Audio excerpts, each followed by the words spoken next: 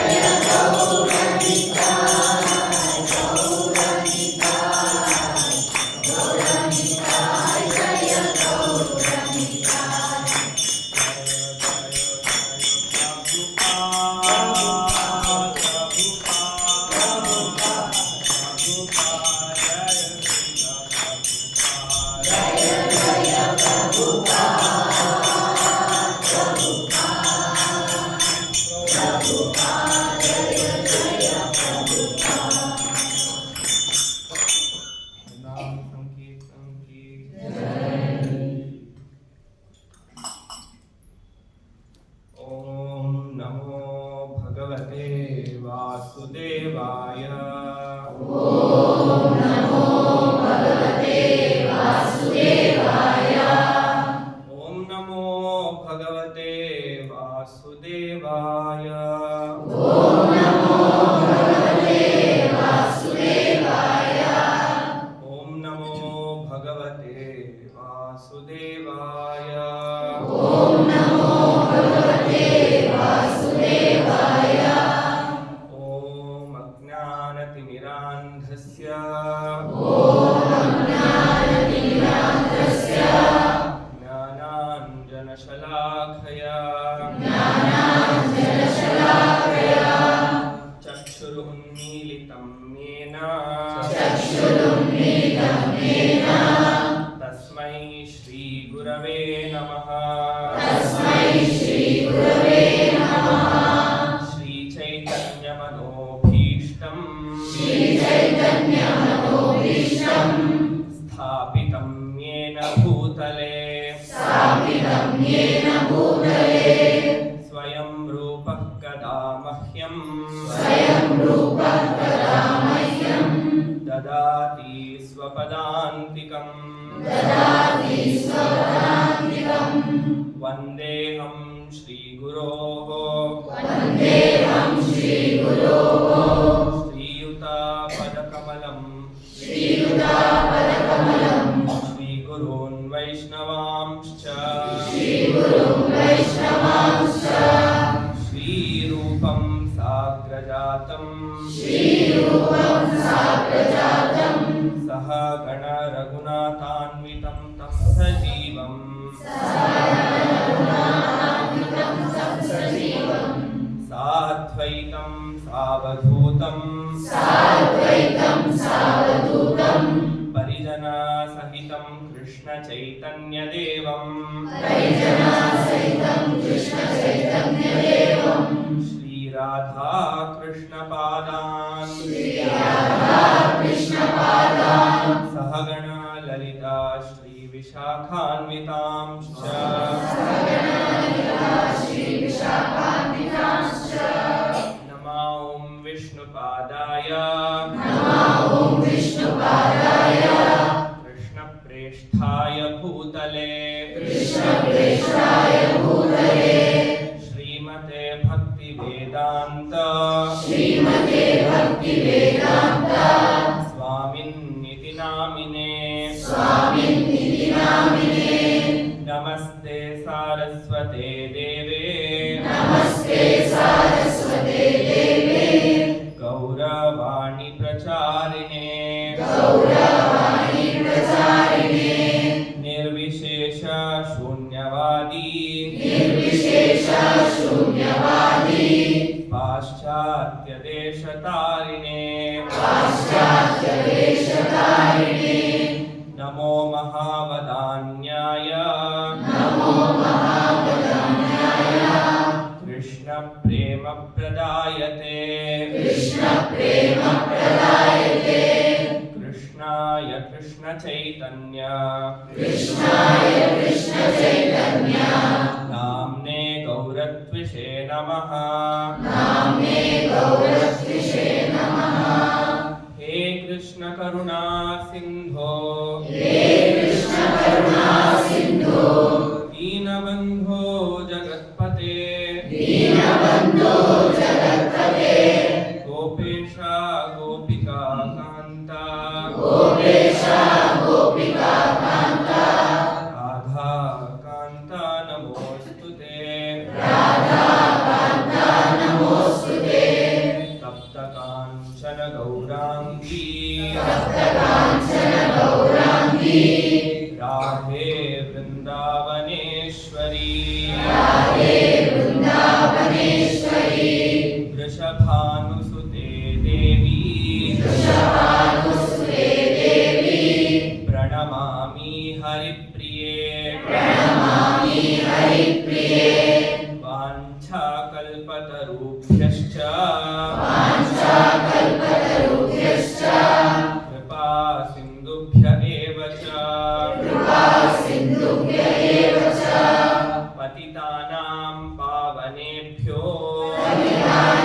पावनेभ्यो वैष्णवेभ्यो नमो नमः वैष्णवेभ्यो नमो नमः जय श्री कृष्ण चैतन्य जय श्री कृष्ण चैतन्य प्रभु नित्यानंद प्रभु नित्यानंद श्री अद्वैत गदाधर श्री अद्वैत गदाधर श्रीवासादि गौर भक्त वृंद श्रीवासादि गौर भक्त वृंद हरे कृष्णा हरे कृष्णा हरे कृष्णा कृष्णा कृष्णा हरे हरे कृष्णा कृष्णा हरे हरे हरे राम हरे राम हरे राम राम राम हरे हरे राम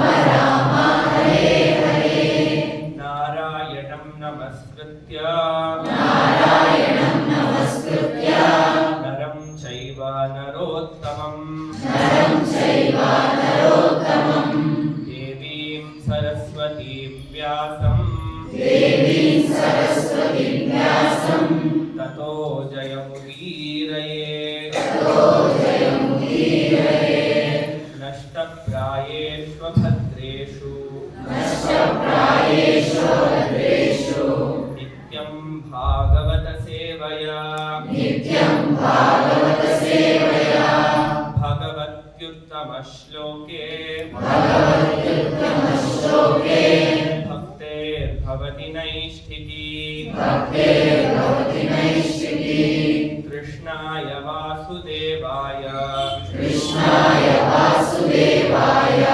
देवकी नन्दनाय च देवकी नन्दनाय च नन्दगोपकुमाराय नन्दगोपकुमाराय गोविन्दाय नमो नमः गोविन्दाय नमो नमः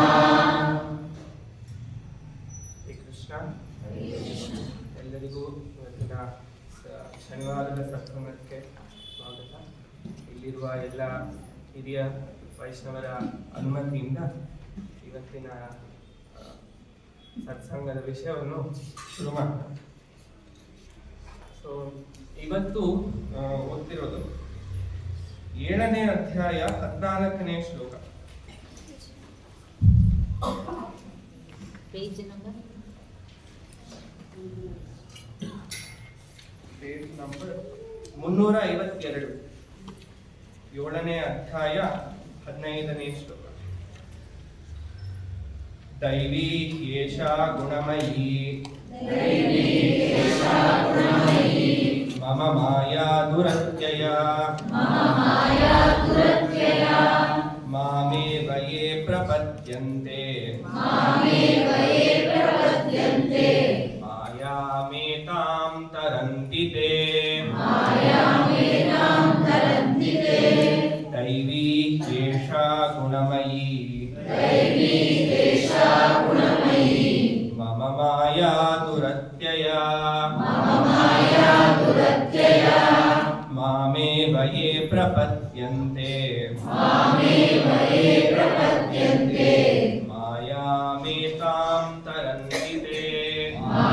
मायामेतां तरन्ति ते दैवी एषा गुणमयी मम माया दुरत्यया मामेव ये प्रपद्यन्ते मायामेतां तरन्ति ते दैवी एषा गुणमयी मम माया दुरत्यया माम् एव ये प्रपद्यन्ते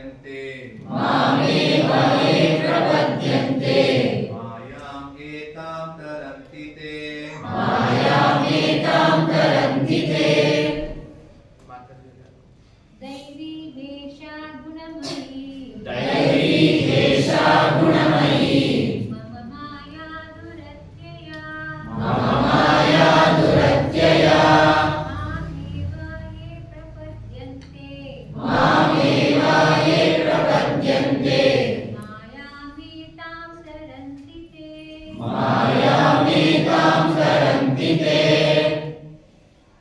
ಇದರ ಅನುವಾದ: ಐಹಿಕ ಪ್ರಕೃತಿಯ ತ್ರಿಗುಣಗಳಿಂದ ಆದ ಈ ನನ್ನ ದೈವೀ ಶಕ್ತಿಯನ್ನು ಮೀರುವುದು ಬಹಳ ಕಷ್ಟ.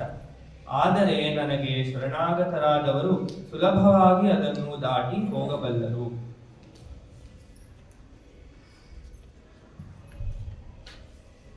ಈ 7ನೇ ಅಧ್ಯಾಯ ತುಂಬಾ ನಾವು ಸ್ವಲ್ಪ ಶುದ್ಧ ಕನ್ನಡ, ನಾರಾಯಣ ಹೇಳಿದ್ರೆ ಶುದ್ಧ ಕನ್ನಡದಲ್ಲಿ ಸ್ವಲ್ಪ ಇದಾಗ್ಬೋದು. ಸೊ ಕ್ಷಮಿಸಿ, ಸ್ವಲ್ಪ ಮಧ್ಯದಲ್ಲಿ ಇಂಗ್ಲಿಷ್ ಪದ ಬರ್ಬೋದು, ಇಂಗ್ಲಿಷ್ ಶಬ್ದ ಬಂತು, ಸ್ವಲ್ಪ ಕ್ಷಮಿಸಿ.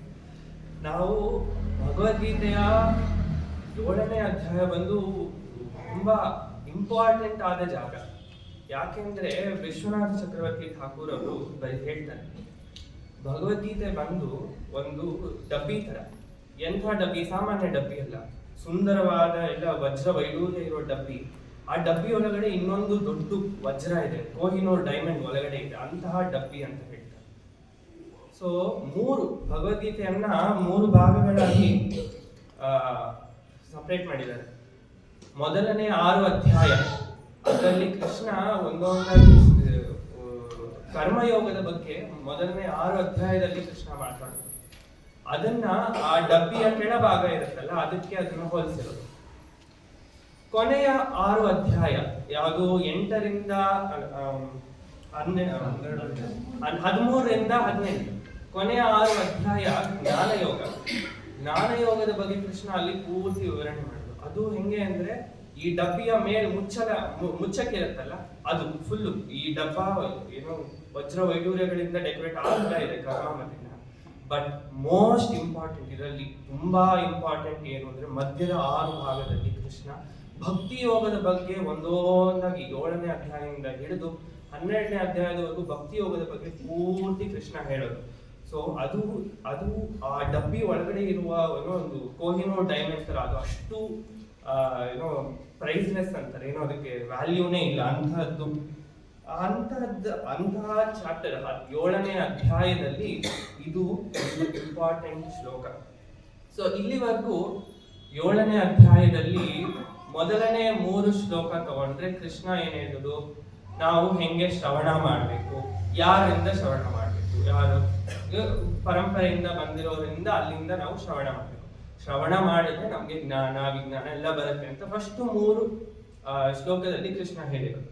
ನೆಕ್ಸ್ಟ್ 4ನೇ ಶ್ಲೋಕದಿಂದ 12ನೇ ಶ್ಲೋಕದವರೆಗೂ ಕೃಷ್ಣ ತತ್ವವನ್ನು ಹೇಳ್ತಾನೆ. ಏನು, ಹೆಂಗೆ ಈ ಪ್ರಕೃತಿ ಅಂದ್ರೆ ಏನು, ಅವನ ಕೃಷ್ಣನ ಶಕ್ತಿ ಏನು ಅಂತ ಎಲ್ಲ ಫುಲ್ ವಿವರಣೆ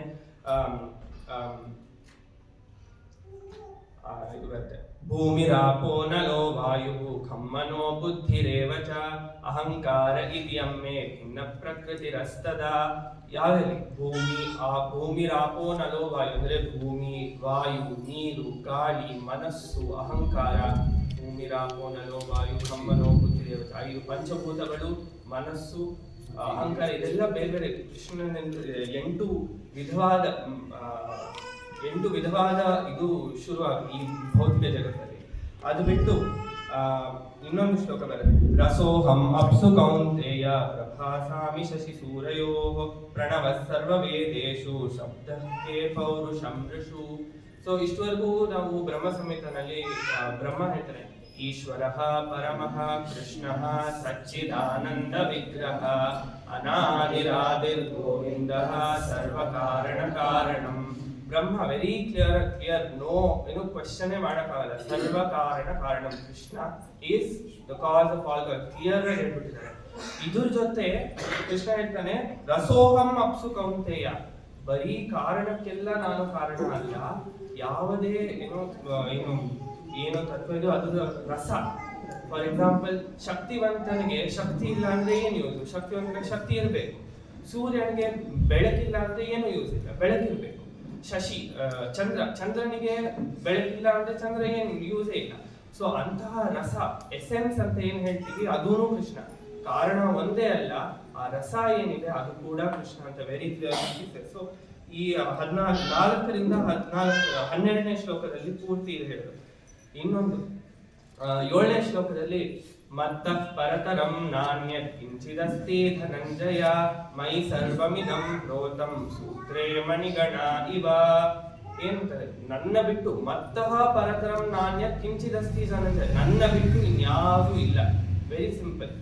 ಕೃಷ್ಣ ಭಗವದ್ಗೀತೆನಲ್ಲಿ ಕೊಡೋದು very simple straight forward statement. ನಾವೇನು ಅದಕ್ಕೆ ಏನು ಸಂಸ್ಕೃತ ಗ್ರಾಮರ್ ಹಾಕಿ ಹಿಂಗ್ ಮಾಡ್ಬೇಕು ಹಂಗ್ ನೋಡಿ, ಏನು ವೆರಿ ಸ್ಟ್ರೇಟ್ ಇದೆ. ಮತ್ತಃ ಪರತರಂ ನಾಣ್ಯ ಕಿಂಚಿದಸ್ತಿ ಜನ, ನನ್ನ ಬಿಟ್ಟು ಇನ್ನೇನು ಇಲ್ಲ. ಮೇಲ್ಗಡೆ ಹೆಂಗೆ ನಾವ್ ಇವಾಗ ಈ ಮಾಲೆನ ನಾವು ನೋಡಿದ್ವಿ ಅಂದ್ರೆ ದಾರ ಒಳಗಡೆ ಇರುತ್ತೆ. ನಮ್ಮ ಮಾಲೆ ನೋಡಕ್ ಬರೀ ನಮ್ಗೆ ಅದ್ರ ಮೇಲೆ ಮುತ್ತು ಅದು ಮಾತ್ರ ಕಾಣುತ್ತೆ. ಬಟ್ ಎಲ್ಲದಕ್ಕೂ ಇರುವ ಕಾರಣ ಕೃಷ್ಣ.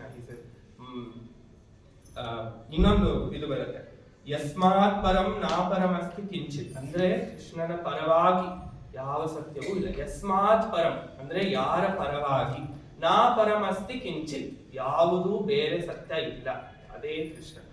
ಸೊ 4ರಿಂದ 12ರಲ್ಲಿ ಕೃಷ್ಣ ಇದು ಪೂರ್ತಿ ಹೇಳ್ತಾರೆ.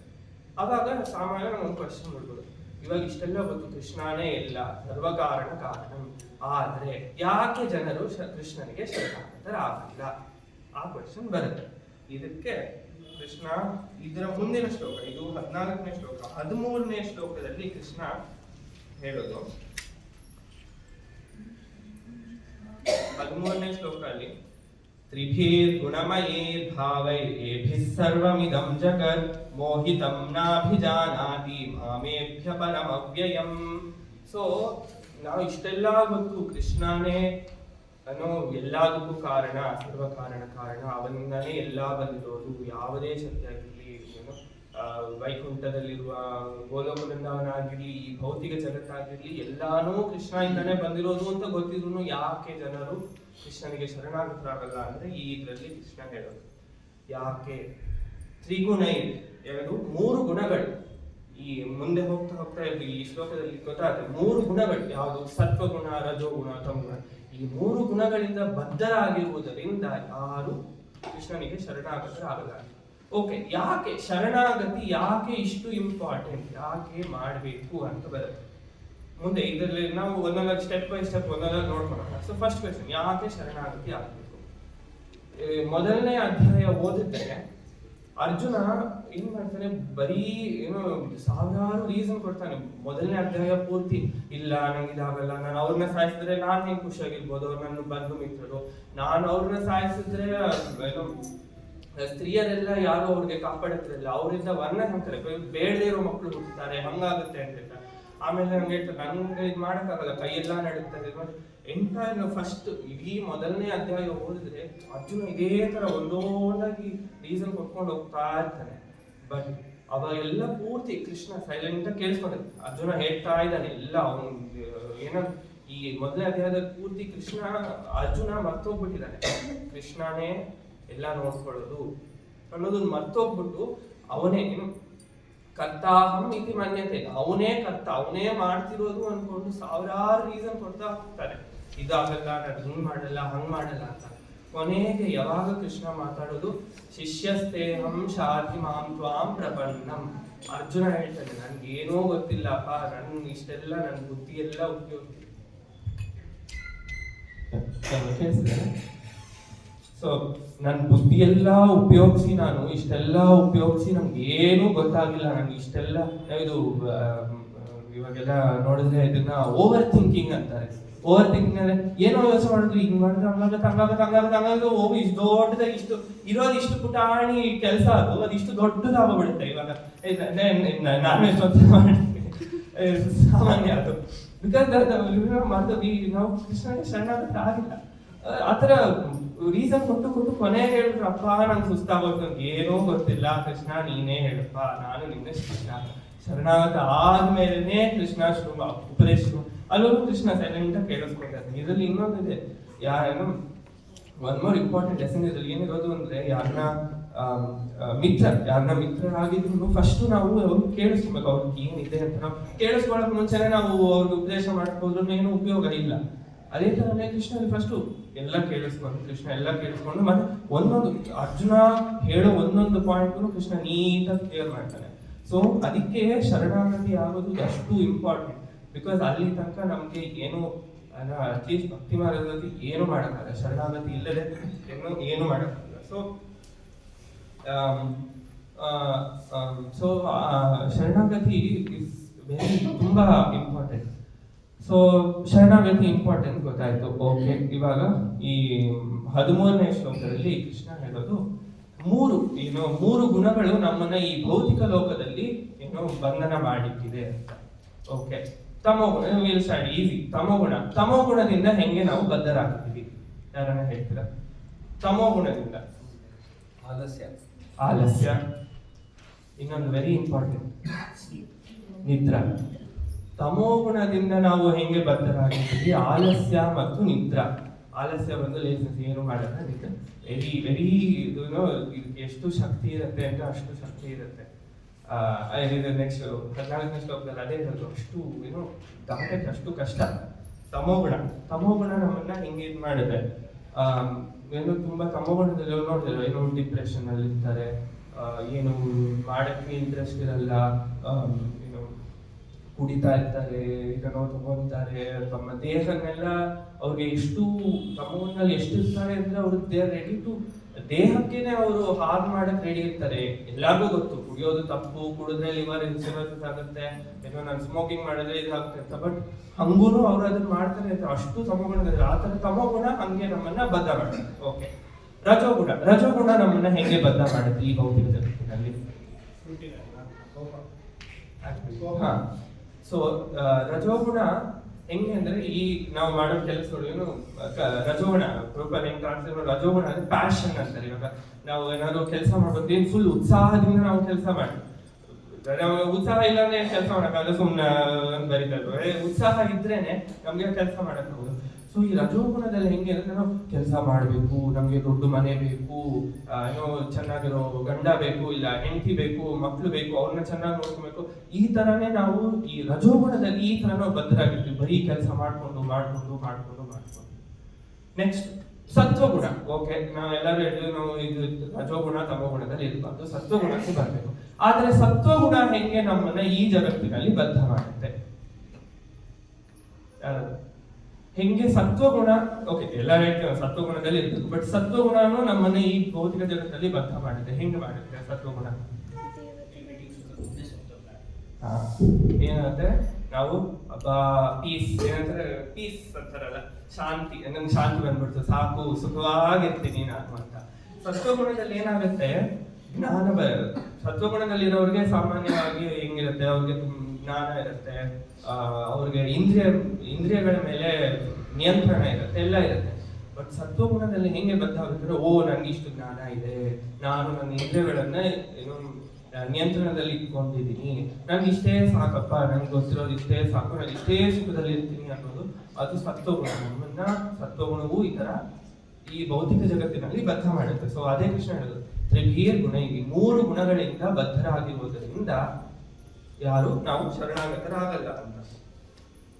ಸೊ ಹೆಂಗೆ ಅಂದ್ರೆ ಈ 14ನೇ ಅಧ್ಯಾಯದ ಭಾವಾರ್ಥದಲ್ಲಿ ಪ್ರಭುಪಾದರು ಬರೀತಾರೆ, ಈ ಮನುಷ್ಯನನ್ನ ಕಟ್ಟಾಕದಲ್ಲಿ, ಈ ಗುಣ ಅಂದ್ರೆ ಇನ್ನೊಂದು ಅರ್ಥ ದಾರದಲ್ಲಿ ಕಟ್ ಹಾಕ್ಬೇಕು.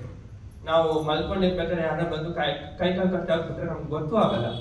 ನಾವು ಆ ತರ ಸ್ಥಿತಿನಲ್ಲಿ ಇದೀವಿ. ಅದಕ್ಕೆ ಹೇಳುದು, ಜೀವ ಜಾಗೋ ಗೌರ ಚಾಂದ್ ಬೋಲೆ ಕೋಟ ನಿದ್ರ ಯಾವ ಮಾಯ ಪಿಶಾಚಿರ. ನಾವು ಹೆಂಗೆ ನಾವು ಮಲ್ಕೊಂಡ್ಬಿಟ್ಟಿದ್ವಿ, ಮಲ್ಕೊಂಡು ನಮ್ ಕೈ ಕಾಲೆಲ್ಲ ಕಟ್ಬಿಟ್ಟಿದ್ವಿ. ಈ 3 ಗುಣಗಳು ನಮ್ಮ ಕೈ ಕಾಲ ಕಟ್ಬಿಟ್ಟು ನಮ್ಗೆ ಗೊತ್ತೇ ಆಗ್ತಿಲ್ಲ, ನಾವು ನಮ್ಮನ್ನ ಕಟ್ಬಿಟ್ಟಿದ್ದಾರೆ ಅಂತ ಗೊತ್ತಿಲ್ಲ. ಅದಕ್ಕೆ ಜೀವ ಜಾಗೋ ಗೌರ ಚಾಂದ್ ಬೋಲೆ. ಎಷ್ಟೊತ್ತು ನೀನು ಈ ಮಾಯೆಯ ತೊಡೆಯಲ್ಲಿ ಮಲ್ಕೊಂಡಿರ್ತೀಯ, ಎದ್ದೇಳಪ್ಪ ಅಂತ ಹೇಳೋ ಗೌರವ ಮಾಡ್ಬಿಟ್ಟಿದ್ದ. ಅದೇ ಈ ಶ್ಲೋಕ, ಈ ತುಂಬಾ ಚೆನ್ನಾಗಿರೋ ಹಾಡಿದು, ಇದು ಅರ್ಥ ಇದೆ ಇರೋದು. ಸೊ ನಮ್ಗೆ ಫಸ್ಟ್ ಅದು ನಮ್ಗೆ ರಿಯಲೈಸೇಷನ್, ಓಕೆ ನಾವು ಈ ಮೂರು ಗುಣಗಳಿಂದ ನಾವು ಬದ್ಧರಾಗಿದ್ದೀವಿ, ಈ ಭೌತಿಕ ಜಗತ್ತಲ್ಲಿ ನಾವು ಬದ್ಧರಾಗಿದ್ದೀವಿ ಅಂತ ಫಸ್ಟ್ ನಮ್ಗೆ ಗೊತ್ತಾಗ್ಬೇಕು. ನಾವು ಎದ್ದೇಳ್ಬೇಕು. ಆ ನಿದ್ದೆನಲ್ಲೇ ನಾವು ಆರಾಮಾಗಿ ಎಲ್ಲ ಕೈ ಕಾಲು ಕಟ್ಬಿಟ್ಟು ಹಂಗೆ ಮಲ್ಕೊಂಡ್ಬಿಟ್ಟಿದ್ರೆ ಏನೂ ಇಲ್ಲ. ನಾವು ಫಸ್ಟ್ ಎದ್ದೇಳ್ಬೇಕು. ಎದ್ದು ನಮ್ಗೆ ನಾವು ಬದ್ಧರಾಗಿದ್ದೀವಿ ಅಂತ. ನೆಕ್ಸ್ಟ್ ಸ್ಟೆಪ್ ಏನು, ಲಾಜಿಕಲಿ ನೆಕ್ಸ್ಟ್ ಸ್ಟೆಪ್ ನಾವು ಏನು ಫ್ರೀ ಮಾಡಕ್ ಟ್ರೈ ಮಾಡ್ತೀವಿ. ನಾವೇ ನಮ್ಮ ಕೈ ಕಾಲು ಎರಡೂ ಕಟ್ಬಿಟ್ರೆ ನಾವು ಹಿಂಗೆ ನಮ್ಗೆ ಕತ್ತರಿಸಕ್ಕಾಗಲ್ಲ, ಏನು ಮಾಡಲ್ಲ. ನಾವೇನು ಮಾಡೋದು, ಯಾರು ಮುಕ್ತರಾಗಿರ್ತಾರೋ ಅವ್ರ ಹತ್ರ ಹೋಗಿ ನಾವು ಕೇಳ್ಬೇಕು, ನನ್ನ ಬಿಚ್ಚಿ, ಕೈ ಕಾಲು ಬಿಚ್ಚಿ ಅಂತ ನಾವು ಕೇಳ್ಬೇಕು. ಸೊ ಅದಕ್ಕೆ ನಾವು ಸರಿ ನಾನೇ ಮಾಡ್ತೀನಿ ಅಂದ್ರೆ ನನ್ನ ಕೈ ಹಿಂಗ್ ಮಾಡ್ಕೊಂಡು ಕೈ ಮುಟ್ಕೊಂತೀನಿ, ನನ್ನ ಟೈಟಾಗಿ ಕಟ್ಬಿಟ್ಟಿರ್ತೀನಿ. ಈ ಗುಣಗಳು ಕಟ್ಟಿರೋದು ಏನು ಸುಲಭ, ಏನು ಸ್ಲಿಪ್ ಮಾಡ್ತಾರೆ, ಶೂಲೆಸ್ ಮಾಡ್ತಾರೆ, ತೆಗೆದ್ರೆ ಬಂದ್ಬಿಡಲ್ಲ. ಎಷ್ಟು ಗಟ್ಟಿಯಾಗಿ ಕಟ್ಟಿದೆ ಅಂದ್ರೆ ನಾವೇ ತೆಗೆಯೋಕ್ಕೆ ತುಂಬಾ ಕಷ್ಟ ಆಗೋದಿಲ್ಲ. ಅದಕ್ಕೆ ನಾವು ಯಾರು ಮುಕ್ತರಾಗಿರ್ತಾರೋ ಅವ್ರ ಹತ್ರ ಹೋಗಿ ನಾವು ಕೇಳ್ಬೇಕು, ನಮ್ಮನ್ನ ಬಿಡಿಸಿ ಅಂತ. ಯಾರದು? ಕೃಷ್ಣ. ಮತ್ತೆ ಕೃಷ್ಣನ ಇನ್ಸ್ಟ್ರಕ್ಷನ್ಸ್ ಏನು,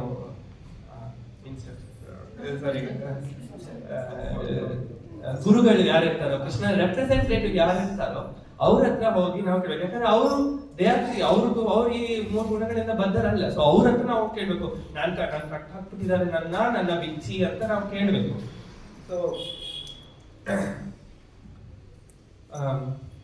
so that is very important. So first step ನಾವು ಗೊತ್ತಾಗಬೇಕು, ಓಕೆ ಮೂರು ಗುಣಗಳು ನಮ್ಮನ್ನ ಬಂಧಿಸಿದೆ.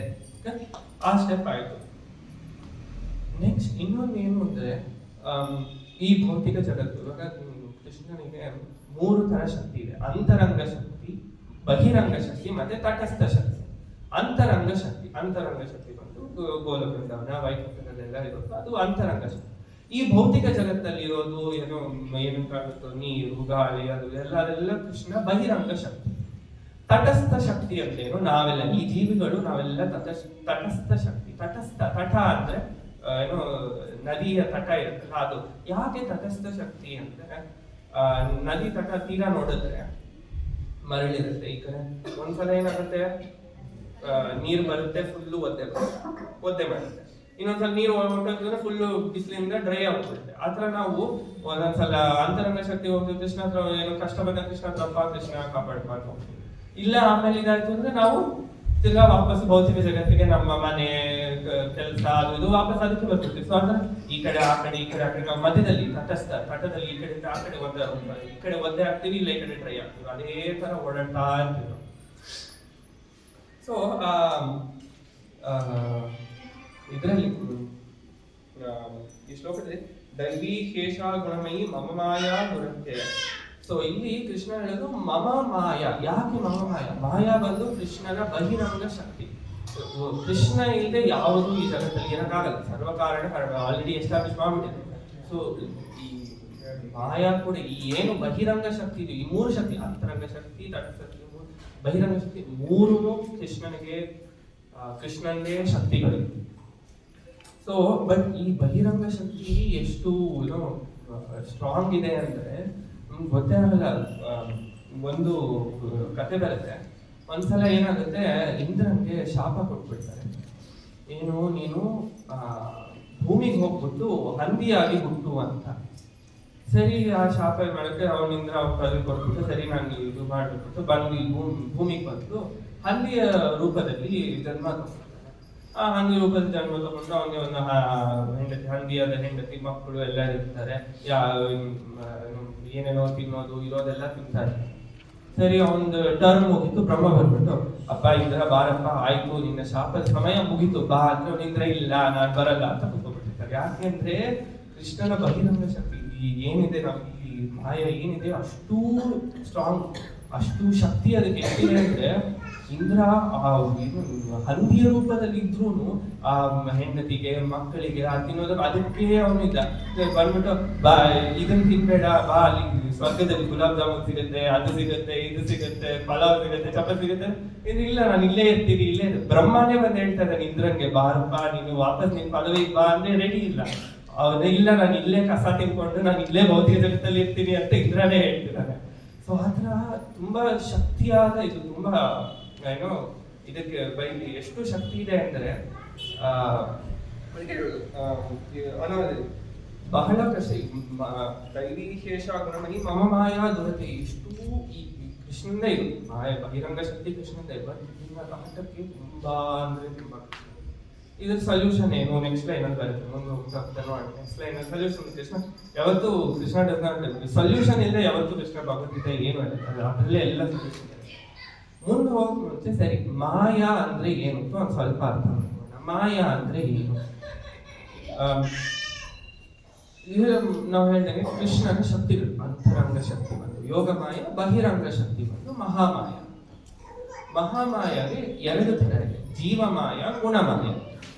ಜೀವಮಾಯ ಅಂದ್ರೆ ಗುಣಮಾಯ ನಾವು ಅಲ್ಲಿ ನೋಡ್ಬಿಟ್ಟಿದ್ವಿ, ಮೂರು ಗುಣಗಳು ಯಾವುದು? ಸತ್ವಗುಣ, ರಜೋಗುಣ, ತಮೋಗುಣ. ಇದು ಮೂರು ಗುಣಗಳು, ಇದನ್ನ ನಾವು ನೋಡಿದ್ವಿ. ಅದು ಜೀವಮಾಯ ಅಂದ್ರೆ ಏನಪ್ಪ? ಎರಡು ವಿಧವಾದ ಮಾಯ. ಈ ಜೀವಮಾಯ ಬಂದು ನಮ್ಮ ಜೀವದ ಮೇಲೆ ಡೈರೆಕ್ಟ್ ಆಗಿ ಆಕ್ಟ್ ಮಾಡುತ್ತೆ. ಆ ತರದ್ದು ಇದು ಎರಡು ಏನು, ಪ್ರಕ್ಷೇಪಾತ್ಮಿಕ ಶಕ್ತಿ ಮತ್ತೆ ಆವರಣಾತ್ಮಿಕ ಶಕ್ತಿ ಅಂತ ಎರಡು ಈ ಜೀವಮಾಯ. ಇದು ವೆರಿ ಇದೆರಡು ತುಂಬಾ ಇಂಪಾರ್ಟೆಂಟ್ ಆದ.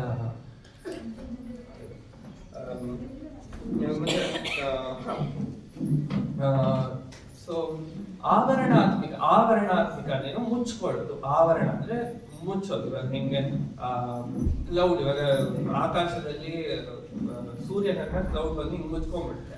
ಅದೇ ತರ ಈ ಆವರಣಾತ್ಮಿಕ ಶಕ್ತಿ ಏನ್ ಮಾಡುತ್ತೆ, ನಮ್ಮ ಜ್ಞಾನವನ್ನು ಮುಚ್ಚಿಬಿಡುತ್ತೆ. ನಮ್ಗೆ ಕೃಷ್ಣ ಅಂದ್ರೆ ಯಾರು ನಾವು ಅಟ್ಲೀಸ್ಟ್ ಸ್ವಲ್ಪ ಆವರಣಾತ್ಮಕ ಶಕ್ತಿಯಿಂದ ಸ್ವಲ್ಪ ಹೊರ ಬಂದಿದ್ದೀವಿ. ಏನು ನಮ್ಗೆ ಅಟ್ಲೀಸ್ಟ್ ಕೃಷ್ಣ ಅಂದ್ರೆ ಏನು ಗೊತ್ತು, ಸತ್ಸಂಗಕ್ಕೆ ಬರ್ತಾ ಇದೀವಿ, ಭಗವದ್ಗೀತೆ ಶ್ರವಣ ಮಾಡ್ತಾ ಇದೀವಿ, ಕೃಷ್ಣ ಕಥೆ ಓದ್ತಾ ಇದೀವಿ. ಸೊ ಒಂದು ಮಟ್ಟದಲ್ಲಿ ಆವರಣಾತ್ಮಕ ಶಕ್ತಿ ನಮ್ಗೆ ಅಷ್ಟು. ಇವಾಗ ನೀವು ಬೇರೆ ಕಡೆ ವಿದೇಶಕ್ಕೆಲ್ಲ ಹೋದ್ರು ನಾವು ಕೃಷ್ಣ ಯಾರು ಅಂತಾನೆ ಗೊತ್ತಿಲ್ಲ.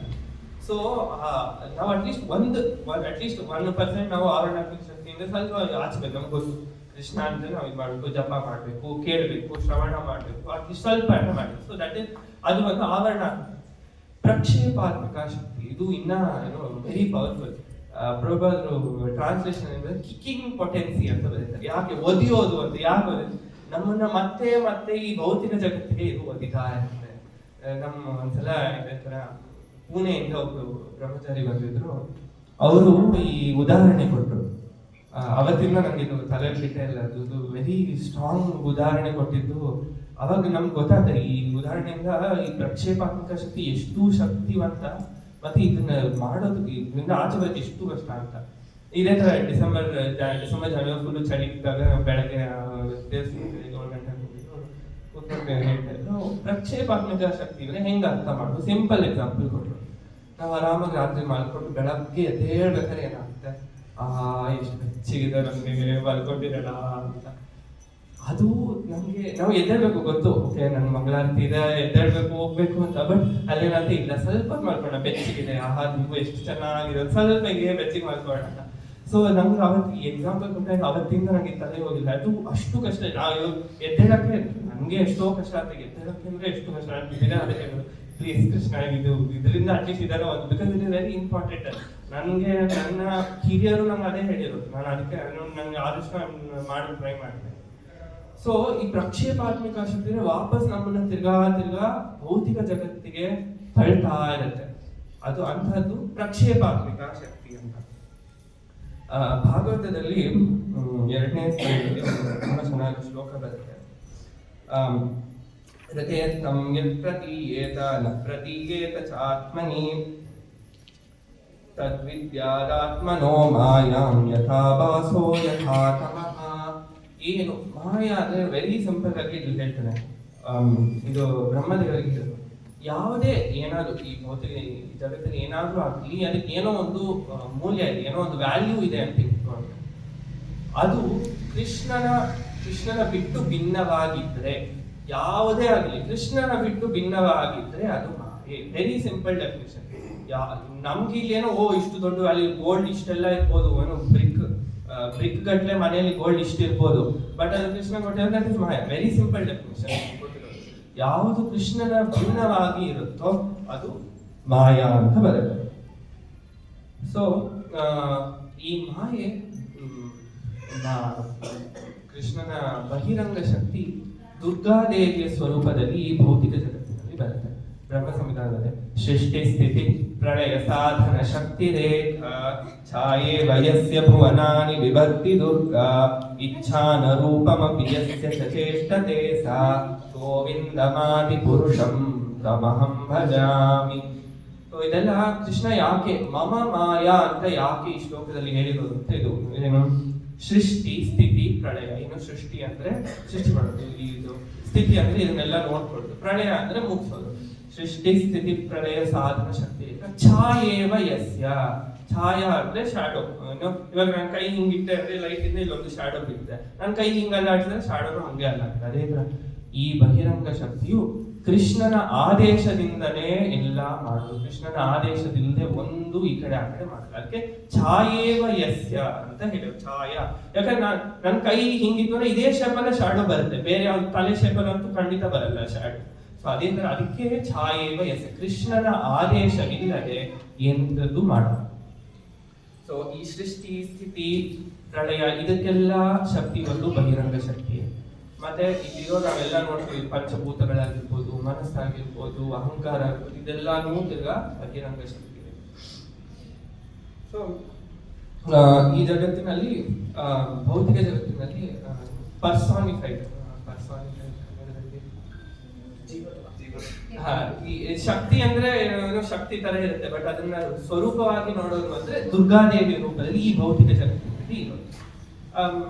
ವೈಕುಂಠಧಾಮದಲ್ಲಿ ರಾಧಾರಾಣಿಯ ಸ್ವರೂಪದಲ್ಲಿ ಇರೋದು. ಬಟ್ ಈ ಭೌತಿಕ ಜಗತ್ತಲ್ಲಿ ಇಲ್ಲಿ ಯಾಕೆ ಮಮ ಮಾಯ ಅಂತಿರೋದು ಅಂದ್ರೆ ಇದಕ್ಕೋಸ್ಕರ.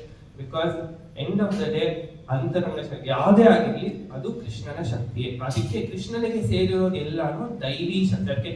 ದೈವಿ ಹೇಷ ಗುಣಮಯಿ ಮಮ, ಇದು ಬರೀ ಕೃಷ್ಣನಿಗೆ ಸೇರಿರುವಂತಹ ಶಕ್ತಿ ಅಲ್ಲ, ಇದು ದೈವಿ ಶಕ್ತಿ. ಅದಕ್ಕೆ ದೈವಿ ಹೇಷ. ಜನ್ಮ ಕರ್ಮ ಚ ಮೇ ದಿವ್ಯಂ ಏವಂ ಯೋ ವೇತಿ ತತ್. ಅಲ್ಲೂ ಜನ್ಮ ಕರ್ಮ ಕೃಷ್ಣನಿಗೆ ಏನೇನು ಸೇರಿದೆಯೋ ಎಲ್ಲವೂ ದಿವ್ಯವಾದ. ಅದಕ್ಕೆ ಇಲ್ಲಿ ದೈವಿ ಹೇಷ ಅಂತ ಹೇಳಿದ್ರು. ಸೊ ಸರಿ, ಎಲ್ಲ ಮಾಯ ಅಂದ್ರೆ ಸುಳ್ಳು ಅಂತ. ಇನ್ನು ಹೆಂಗ ಅರ್ಥ ಮಾಡೋದು? Very simple example. ಇವಾಗ ಪೇಂಟ್ ಇದೆ, ಇಲ್ಲ ಪೇಂಟ್ ಇದೆ, ನಾವು 4 ಬಕೆಟ್ ಪೇಂಟ್ ಇಟ್ಕೊಂಡು ಎಲ್ಲ ಬೇರೆ ಬೇರೆ ಕಲರ್ ಆಗಿದೆ. ಅದು ಹಿಂಗೆ ನಮ್ಗೆ ಇಲ್ಲಿ ಜಗತ್ತಿನಲ್ಲಿ ಪಂಚಭೂತಗಳಿದ್ದು ಆ ಥರ ನಾನು 5 ಪೇಂಟ್ ಕಲರ್ ಇಟ್ಕೊಂಡಿದ್ದೀನಿ. ಅದು ತಾನೇ ಪೇಂಟ್ ಕಲರ್ ನಮ್ಮನ್ನ ಏನು ಇದು ಮಾಡಲ್ಲ. ಬಟ್ ಅದೇ ಈ ತರ ಒಂದು ಅಲ್ಲಿ ಇಲ್ಲ ಆ ಥರ ಇರೋ ಥರ ಚೆನ್ನಾಗಿ ಪೇಂಟಿಂಗ್ ಮಾಡ್ಬಿಟ್ರೆ ಅವರಗಟ್ಟಲೆ ಕೂತ್ಕೊಂಡು ಇಷ್ಟು ಚೆನ್ನಾಗಿದೆ ನೋಡಕ್ಕೆ, ಅಲ್ಲಿ ಮರ ಎಷ್ಟು ಚೆನ್ನಾಗಿ ಬಿಡ್ತಿದ್ದಾರೆ, ಮಕ್ಕಳು ಎಷ್ಟು ಚೆನ್ನಾಗಿ ಆಡ್ತಿದ್ದಾರೆ ಅಂತ. ಅದೇ ಸೇಮ್ ಆ ಪೇಂಟೇ ಇದೆ. ಏನೋ ನಾವು 5 ಏನ್ ತಗೊಂಡಿದ್ದು ಅದೇ ಪೇಂಟ್ ಇದೆ. ಬಟ್ ಅದನ್ನೇ ಈ ಒಂದು ಚಿತ್ರ ತರ ಬಿಡಿಸ್ಬಿಟ್ಟು ನೋಡ್ತಾ ಇದ್ರೆ ನಾವು ನೋಡ್ತಾನೆ ಇರ್ತೀವಿ, ಎಷ್ಟು ಚಂದವಾಗಿದೆ ನೋಡಕ್ಕೆ. ಏನು ನೋಡ್ತಾ ಎಷ್ಟೋ ಇವಾಗ ಈ ಆರ್ಟ್ ಗ್ಯಾಲರಿ ಎಲ್ಲ ಹೋದ್ರು ಕೋಟಿಗಟ್ಟಲೆ ಅದನ್ನ ಇದು ಮಾರಾಟ ಮಾಡ್ತಾರೆ. ಸೊ ಈ ತರ ನಾವು ಏನು ನೋಡ್ತೀವೋ ಅದು ಸುಳ್ಳು ಇರಬಹುದು, ಬಟ್ ಅದ್ರ ನಮ್ಮ ಮನಸ್ಸಿನ ಮೇಲೆ ಅದ್ರ ಏನು ಪ್ರಭಾವ ಬೀರುತ್ತೋ ಅದು ನಿಜ. ಆ ಪ್ರಭಾವ ಇರೋದು ಖಂಡಿತವಾಗ್ಲೂ ನಿಜ. ಸೊ ನಾವು ಈ ವೆರಿ ಸಿಂಪಲ್ ಎಕ್ಸಾಂಪಲ್ ಅಂಡರ್ಸ್ಟ್ಯಾಂಡ್. ತನ್ನಕ್ಕಾನೆ ನಾವು ಏನು ಭೌತಿಕ ಜಗತ್ತಲ್ಲಿ ಸುಮ್ಮನೆ ನೀರು, ಅಗ್ನಿ, ವಾಯು, ಪಂಚಭೂತಗಳು ಇದು ಏನು ಇದಾಗಲ್ಲ. ಬಟ್ ಅದು ಈ ತರ ಎಲ್ಲ ಚೆನ್ನಾಗಿರೋ ಕಾರು, ಚೆನ್ನಾಗಿರೋ ತಿನ್ನಕ್ಕೆ ಗುಲಾಬ್ ಜಾಮೂನ್, ಚಪಾತಿ ಆ ತರ ಇರುತ್ತೆ, ಬಟ್ಟೆ ಹಾಕೊಳಕ್ ಚೆನ್ನಾಗಿರೋ ಆ ತರ ಬಂದಾಗ ನಮ್ಗೆ ಅದಕ್ಕೆ ಏನೋ ಅಟ್ಯಾಚ್ಮೆಂಟ್. ಅದಕ್ಕೆ ನಾವು ಓಕೆ ಇದು ನನಗೆ ಬೇಕು, ನಂದು, ಇದು ಅಹಂ ಮಮೇತಿ. ಅಹಂ ಅಂದ್ರೆ ನಂದು, ಮಮೇತಿ ನನ್ನದು, ನಾನು ನನ್ನದು ಅಂತ ನಾವು ಹೇಳಕ್ ಶುರು ಮಾಡ್ತೀವಿ. ಸೊ ಸರಿ, ಯಾಕೆ ಮಾಯ ಬೇಕು? ಇನ್ನೊಂದು ವೆರಿ ಸಿಂಪಲ್, ಯಾಕೆ ಮಾಯ ಯಾಕೆ ಇರ್ಬೇಕು, ಯಾಕೆ ನಮ್ಮ ಈ ತರ ಅಟ್ರಾಕ್ಟ್ ಮಾಡಿಲ್ಲ? ರಜೋಗುಣದಲ್ಲಿರೋರ್ನ ಹೆಂಗೆ ಮಾಯ ಅಟ್ರಾಕ್ಟ್ ಮಾಡುತ್ತೆ? ಚೆನ್ನಾಗಿರೋ ಇವಾಗ ಮಾಲಲ್ಲೆಲ್ಲ ಹೋದ್ರೆ ಚೆನ್ನಾಗಿರೋ ಒಂದು ಡ್ರೆಸ್ ಹಾಕಿರ್ತಾರೆ, ಇಲ್ಲ ಚೆನ್ನಾಗಿರೋ ಒಂದು ಹೊಸ ಬುಕ್ ಬಂದಿರುತ್ತೆ, ಆ ತರ ಹಾಕಿರ್ತಾರೆ. ಹೋಗ್ಬೇಕು, ನಾನು ತಗೊಂಡ್ರು ಎಷ್ಟು ನಾನು ಕಷ್ಟವಾಗಿ ಸಂಪಾದಿಸಿರೋ ಹಣನ ನಾನು ಹೋಗೋ ಖರ್ಚು ಮಾಡ್ಬಿಡ್ತೀನಿ, ಅಲ್ಲಿ ತಗೊಳ್ತೀನಿ, ನಾನು ವಿಧ ಮಾಡ್ತೀನಿ. ಸತ್ವಗುಣದಲ್ಲಿರೋರೆ ಏನೋ ಇದು ಹೊಸ ಥಿಯರಿ ಬಂತು, ಹಿಂಗ್ ಬಂತು, ಏನೋ ಬಿಗ್ ಬ್ಯಾಂಗ್ ಥಿಯರಿ ಮಾಡಿದ್ರೆ ನಾವು ಇಂಜಿನಿಯರಿಂಗ್ ಅಲ್ಲಿ ಓದ್ತಾ ಇರ್ತೀವಿ. ಅರ್ಧಕ್ಕರ್ಧ ಚಾಪ್ಟರ್ ಬರೀ ಅವರು ಏನ್ ಥಿಯರಿ ಕೊಟ್ರು, ಆಮೇಲೆ ಏನ್ ತಪ್ಪಾಯ್ತು ಅದು ತಪ್ಪಾಯ್ತು, ತಿರ್ಗಾ ಇನ್ನೊಬ್ರು ಬಂದು ಹೊಸ ಥಿಯರಿ ಕೊಟ್ರು, ಇನ್ನೊಬ್ರು ಹೊಸ ಥಿಯರಿ ಕೊಟ್ರು, ಇನ್ನೊಬ್ರು ಹಂಗೆ ಈ ಕಡೆ ಆ ಕಡೆ ಈ ಕಡೆ ಒಬ್ರು ಹೇಳ್ತಾರೆ, ಅದು ಇನ್ನೊಬ್ಬ ಬಂದು ಡಿಸ್ಪ್ರೂವ್ ಮಾಡ್ತೀವಿ. ತಿರ್ಗಾ ನಾವು ಇಡೀ ಅರ್ಧಕರ್ಧ ಇಂಜಿನಿಯರಿಂಗ್ ಬರೀ ನಾವು ಅರ್ಧಕರ್ಧ ಥಿಯರಿ ಹೀಗೆ ಓದ್ತೀವಿ ನಾವು. ಸೊ ಈ ತರ ಬೇರೆ ಬೇರೆ ಬಾಯಿ ಬೇರೆ ಬೇರೆ ರೂಪದಲ್ಲಿ ಹೀಗೆ ಬಂದು ನಮ್ಮನ್ನೆಲ್ಲ ಆವರಿಸಿ ಮುಚ್ಕೊಂಡು ಈ ತರ ನಮ್ಮನ್ನ ಈ ಭೌತಿಕ ಜಗತ್ತಲ್ಲಿ ಹಿಂಗೆ ಇಟ್ಕೊಂಡು ನಮ್ಮನ್ನ ಇರೋದು. ಸರಿ, ಯಾಕೆ ಇದೆಲ್ಲ ಇರೋದು ಅಂದ್ರೆ, ಇವಾಗ ಟೀಚರ್ ಮಕ್ಕಳಿಗೆ ಹೇಳ್ಕೊಡ್ಬೇಕಾದ್ರೆ ಎಕ್ಸಾಮ್ ಇರುತ್ತೆ. ಎಕ್ಸಾಮ್ ಇಲ್ಲ, ಈ ಎಕ್ಸಾಮ್ ಇಲ್ಲ ಅಂದ್ರೆ ಯಾರನ್ನ ಓದ್ತಾರೆ? ನಾನೇ ಎಕ್ಸಾಮ್ ಇಲ್ಲ ಅಂದ್ರೆ ಖಂಡಿತ ಓದ್ತಿರ್ಲಿಲ್ಲ. ಸುಮ್ನೆ ಕ್ಲಾಸ್ ಹೋಗ್ತಾರೆ, ಕೇಳಿಸ್ಕೊಂಡು ಬರ್ಬಿಟ್ಟಿದ್ರೆ ಮುಗೀತು. ಎಕ್ಸಾಮ್ ಅಂದ್ರೆ ನಾನು ಓದ್ತಾನೆ. ಎಕ್ಸಾಮ್ ಇದೆ ಅಂದ್ರೆ ನಾವೆಲ್ಲರೂ ಓದೋದು. ಆ ಎಕ್ಸಾಮ್ ಅಲ್ಲಿ ಮಲ್ಟಿಪಲ್ ಚಾಯ್ಸ್, ಏನೋ ಒಂದು ಕ್ವೆಶ್ಚನ್ ಕೊಟ್ಬಿಟ್ಟು 4 ಆಪ್ಷನ್ ಕೊಟ್ಟಿರ್ತಾರೆ. ಟೀಚರ್ ಒಂದು ಕರೆಕ್ಟ್ ಆಪ್ಷನ್, ಮಿಕ್ಕಿದೆಲ್ಲ ತಪ್ಪು ಆಪ್ಷನ್ ಕೊಟ್ಟಿರ್ತಾರೆ.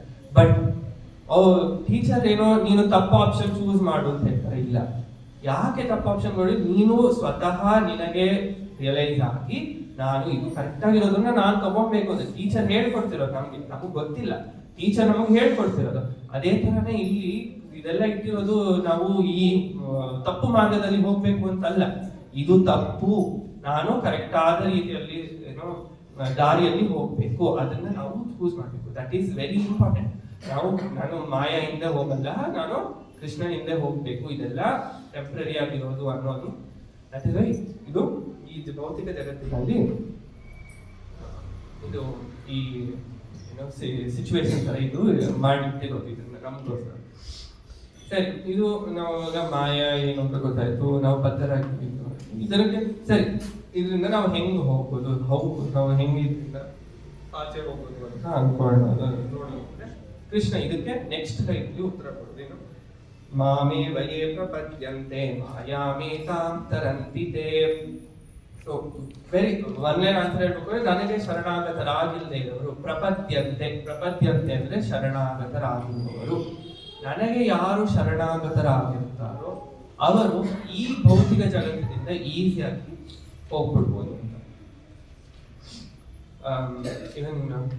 ಹಿಂದಿನಲ್ಲಿ ತ್ರೈಗುಣ್ಯ ವಿಷಯ ವೇದ ನಿಸ್ತ್ರೈಗುಣ್ಯೋ ಭವಾರ್ಜುನ ಕೃಷ್ಣ ಹೇಳ್ತಾನೆ. ಈ 3 ಗುಣಗಳಿಂದ ನಾವು ಮೇಲೆ ಹೋಗ್ಬೇಕು. ನಿಸ್ತ್ರೈಗುಣ್ಯೋ ಭವಾರ್ಜುನ, ಈ 3 ಗುಣಗಳು ನಮ್ಮನ್ನ ಬದ್ಧ ಮಾಡಿದ್ರೆ ನಾವು ಇದರಿಂದ ಆಚೆ ಹೋಗ್ಬೇಕು. ಹೆಂಗ್ ಹೋಗ್ಬೇಕು? ಕೃಷ್ಣನಿಗೆ ಶರಣಾಗತರಾಗಬೇಕು. ಸರಿ, ಓಕೆ, ಇದು ನಾವು ಕೃಷ್ಣನಿಗೆ ಶರಣಾಗತರಾಗಬೇಕು. ನೆಕ್ಸ್ಟ್ ನಾವು ಶರಣಾಗತಿ ಅಂದ್ರೆ ಏನು ಅಂತ ಸ್ವಲ್ಪ ಇನ್ನೊಂದು ನೋಡ್ತೀವಿ. ಸೊ ನಾವು ಕೃಷ್ಣನಿಗೆ ಇವಾಗ PM ತಗೊಳ್ಳಿ, ಇವಾಗ PM ಇದ್ದಾರೆ. ನಾವು ಡೈರೆಕ್ಟ್ ಆಗಿ ಹೋಗ್ಬಿಟ್ಟು ನಾನು ನ್ಯೂ ಡೆಲ್ಲಿಗೆ ಹೋಗ್ಬಿಟ್ಟು ಟಕ್ ನಾನು ಬಂದೆ, ನನ್ನ ತಗೊಳ್ಳಿ ಅಂತ ಹೇಳ್ಬಿಟ್ರೆ PM ಬಂದ್ಬಿಡ್ತಾರೆ. ಅಲ್ಲಿರೋ ಸೆಕ್ಯೂರಿಟಿ ಎಲ್ಲ ನಮ್ಮನ್ನು ಬಂದ್ಬಿಟ್ಟು ಓಡಿಸ್ಬಿಡ್ತಾರೆ. ನಮಗೆ ಗೊತ್ತಿರ್ಬೇಕು, ಯಾರ್ಗ ಗೊತ್ತಿದ್ದು ಅವರು ನಮ್ಮನ್ನ ಕರ್ಕೊಂಡು ಹೋಗಿ, ಯಾಕಂದ್ರೆ PM ಹೈ ಪೊಸಿಷನ್ ಅಲ್ಲಿ ಇರೋದು, ಎಷ್ಟೋ ಜನನ ನೋಡ್ಕೊಬೇಕು. ನಾವು ಹೋಗ್ಬಿಟ್ಟು ಸುಮ್ಮನೆ ಹೋಗ್ಬಿಟ್ಟು ನಾನು ಹಿಂಗಿದ್ದೀನಿ ನನ್ನ ನೋಡ್ಕೊಳ್ಳಿ ಇದು ಮಾಡಿದ್ರೆ PM ಖಂಡಿತ ಇಲ್ಲ. ಸೊ ಗೊತ್ತಿರೋರು ನಮ್ಮನ್ನ ಕರ್ಕೊಂಡು ಹೋಗಿ PM ಹತ್ರ ಕರ್ಕೊಂಡು ಹೋಗಿ ಇದು ಹಿಂಗೆ ನೋಡಿ ಇವ್ರು ಇತ್ತವ್ರು ಅಂತವ್ರು ಅಂತ ಅವಾಗ ನಮ್ಮನ್ನ ಮಾತಾಡಿಸ್ತಾರೆ. ಇಲ್ಲಾಂದ್ರೆ ನಾವು PM ನ ಮಾತಾಡಿಸ್ತೀವಿ. ಅದೇ ತರನೇ ನಾವು ಕೃಷ್ಣನಿಗೆ ಶರಣಾಗತರಾಗಬೇಕು. ಡೈರೆಕ್ಟ್ ನಾವು ಕೃಷ್ಣ ನಮ್ಗೆ ಅಷ್ಟು ಕ್ವಾಲಿಫಿಕೇಶನ್ ಇಲ್ಲ ಕೃಷ್ಣ. ಅದಕ್ಕೆ ನಾವು ಫಸ್ಟ್ ಗುರು ಬಂದು ಕೃಷ್ಣನ ರೆಪ್ರೆಸೆಂಟೇಷನ್. ಕೃಷ್ಣ ಹೇಳೋದನ್ನೇ ಗುರುನು ಹೇಳೋದು. ನಾವು ಫಸ್ಟ್ ಗುರುವಿಗೆ ಶರಣಾಗತ, ಗುರು ಮಾರ್ಗ ತೋರಿಸ್ತಾರೆ. ಗುರು ಕರ್ಕೊಂಡೋಗಿ ಇಂಟ್ರೊಡ್ಯೂಸ್ ಮಾಡ್ತಾರೆ. ನೋಡಪ್ಪ, ಇವರು ನನ್ನ ಶಿಷ್ಯ, ನಿನಗೋಸ್ಕರ ಶರಣಾಗ. ಗುರು ನಮ್ಮನ್ನ ಕರ್ಕೊಂಡೋಗಿ ಇಂಟ್ರೊಡ್ಯೂಸ್ ಮಾಡ್ತಾರೆ. ಸೊ ಆ ಮೂಲಕ ನಾವು ಹೋಗ್ಬೇಕು.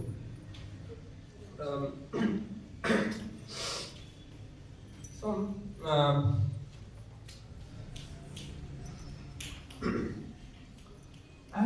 ಇದಕ್ಕೆ ನಾವು ಬೇರೆ ಯಾರನ್ನ ಕೃಷ್ಣ ಮಾಮೇವಯೇ ಪ್ರಪದಂತೆ. ಮಾಮ ಏವ ಅಂದ್ರೆ ನಾನೊಬ್ಬನೇ. ಏವ ಸಂಸ್ಕೃತದಲ್ಲಿ ಏವ ಅಂದ್ರೆ ನಾನೊಬ್ಬನೇ, ನನ್ನ ಬಿಟ್ಟು ಯಾರು. ಮಾಮೇವಯೇ ಪ್ರಪದ್ಯಂತೆ, ನನಗೆ ಮಾತ್ರ ಯಾರು ಶರಣಾಗತರಾಗಿರ್ತಾರೋ ಅವರು ಮಾತ್ರ. ಇದು ಹೆಂಗೆ ಅರ್ಥ ಮಾಡ್ಕೊಳ್ಳೋದು?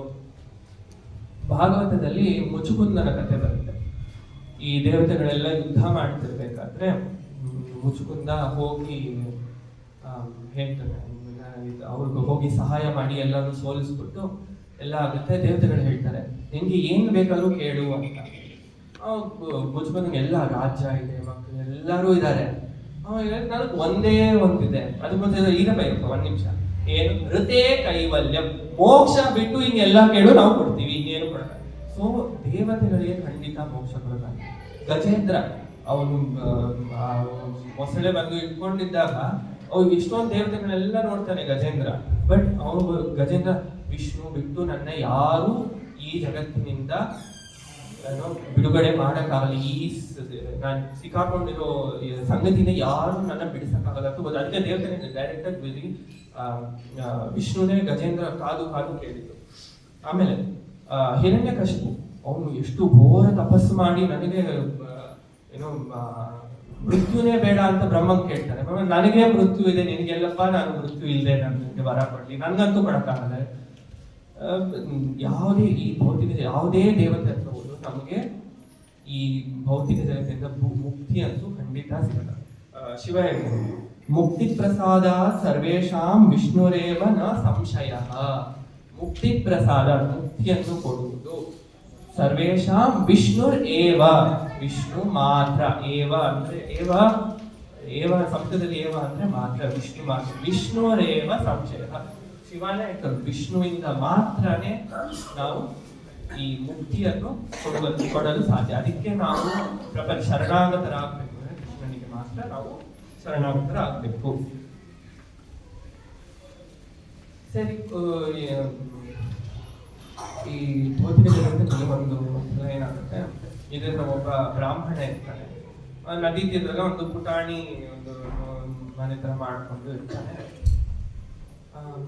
ಒಂದ್ಸಲ ಏನಾಗ್ತದೆ, ಇದ್ರ ಹತ್ರ ಸ್ನಾನ ಕನಿತೆಲ್ಲ ಮುಗಿಸ್ಕೊಂಡು ಬರ್ಬೇಕಾದ್ರೆ ಒಂದು ಹಸು ಬಂದ್ಬಿಡುತ್ತೆ. ಒಂದು ಹಸು ಬಂದು ಅವನ ಗುಡಿಸಲೊಳಗಡೆ ಹೋಗ್ಬಿಡುತ್ತೆ. ಇವನ್ಗೆ ಅಯ್ಯೋ ಏನಪ್ಪ ಇದು ಹೋಗ್ಬಿಡ್ದೆ, ಇಷ್ಟು ಚಿಕ್ಕ ಗುಡಿಸೆ, ನಮ್ಮ ಮುಂಚೆನೆ ಏನು ಇಲ್ಲ ಅಂತ ನಾನು ಇದು ಹೋಗಿ ಕೂತ್ಕೊಂಡ್ರೆ ಎಲ್ಲ ಒಡೆದೋಗ್ಬಿಡುತ್ತೆ ಅಂತ ಅವನು ತನ್ನ ಬಲಗೈ ತಗೊಂಡು ಶೂ ಅಂತ ನಾವು ಮಾಡ್ತೀವಲ್ಲ ಆ ಥರ ಹಿಂಗ್ ಮಾಡ್ತಾನೆ. ಅದು ಪಾಪ ಭಯ ಪಡ್ಕೊಂಡು ಹಸು ಏನಾಗ್ಬಿಡುತ್ತೆ, ಅಲ್ಲಿ ಪಕ್ಕದಲ್ಲೇ ಕಾಡಿರುತ್ತೆ, ಕಾಡಿಗೆ ಓಡೋಗ್ಬಿಡುತ್ತೆ. ಅಲ್ಲಿ ಏನಾಗುತ್ತೆ ಪಾಪ, ಅಲ್ಲಿ ಒಬ್ಬ ಬೇಟೆಗಾರ, ಈ ಹಸು ಏನಾಗುತ್ತೆ ಆ ಬೇಟೆಗಾರ ಪಾಪ ಹಸು ಸತ್ತೋಗ್ಬಿಡುತ್ತೆ. ನೆಕ್ಸ್ಟ್ ಜೀವನದಲ್ಲಿ ಅವ್ನ ಬ್ರಾಹ್ಮಣ ಎಲ್ಲ ಮುಟ್ಕೊಂಡು ನೆಕ್ಸ್ಟ್ ಜೀವನದಲ್ಲಿ ಹುಟ್ಟುತ್ತಾನೆ. ಅವನಿಗೆ ರೈಟ್ ಕೈಯೇ ಇಲ್ಲ, ಅವನಿಗೆ ಬಲಗೈ ಇಲ್ದೇನೆ ಹೊದ್ಬಿಟ್ಟಿರ್ತಾನೆ. ಸರಿ, ಸತ್ತ ಮೇಲೆ ಹೋಗ್ಬಿಟ್ಟು ಯಮನ್ನ ಕೇಳ್ತೀನಿ, ಯಾಕಪ್ಪ ನನಗೆ ಬಲಗೈ ಇಲ್ಲದೆ ಯಾಕೆ ನನಗೆ ಈ ಜೀವ ಸಿಕ್ತು? ಅದಕ್ಕೆ ನೀನು ಆ ಜನ್ಮದಲ್ಲಿ ಆ ಹಸುವಿಗೆ ಹಿಂಗ್ ಮಾಡಿದ್ದಕ್ಕೆ ಆ ಹಸುವಿಗೆ ಭಯ ಆಯ್ತು. ಆ ಹಸುವಿಗೆ ಭಯ ಆದ್ದರಿಂದ ಅದು ಅಲ್ಲಿ ನೋಡುದು, ಅವನು ಬೇಟೆಗಾರ, ಅವನ ನರಕಕ್ಕೆ ಹೋದ.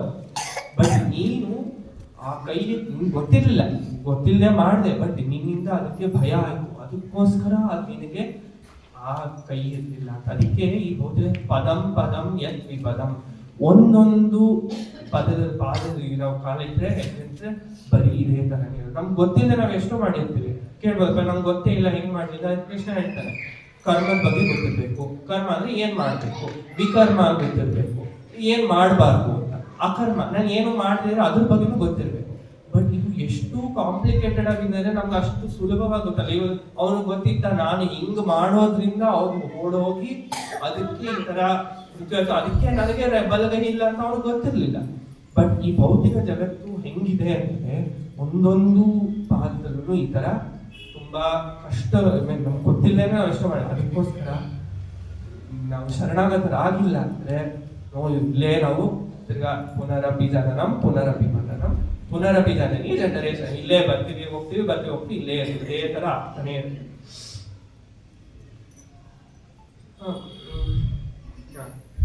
ಈಗ ಇನ್ನು ಹೇಳ್ತಾರೆ, ಸರಿ ನಾನು ಈ ತರ ತಪ್ಪು ಮಾಡ್ಬಿಟ್ಟೆ ಗೊತ್ತಿಲ್ಲ, ಸರಿ ನಾನು ಪ್ರಾಯಶ್ಚಿತ್ತ ಮಾಡ್ತೀನಿ, ಇದು ಮಾಡ್ತೀನಿ ನಾನು. ಓಕೆ ಮಾಡಿ, ಬಟ್ ಏನ್ ಮಾಡಿ ಪ್ರಾಯಶ್ಚಿತ್ತ ಮಾಡಿದ್ರೆ ಆ ಕರ್ಮದ ಫಲದ ಏನ್ ರಿಯಾಕ್ಷನ್ ಅಂತ ಏನಿರುತ್ತೆ ಅದನ್ನ ಮಾತ್ರ ತೆಗೆಯುತ್ತೆ. ನಮ್ಮ ಒಳಗಡೆ ಹೃದಯದ ಒಳಗಡೆ ಬೀಜ ಏನಿರುತ್ತೆ, ನಾವು ಪಾಪ ಮಾಡುವ ಬೀಜ ಏನಿರುತ್ತೆ ಅದನ್ನು ತೆಗೆಯಲ್ಲ. ಆ ಪಾಪ ಮಾಡುವ ಬೀಜ ಹೋಗ್ಬೇಕು ಅಂದ್ರೆ ಭಕ್ತಿ ಮಾರ್ಗದಿಂದ ಮಾತ್ರನೇ ಆ ಪಾಪದ ಬೀಜ ಹೋಗುತ್ತೆ.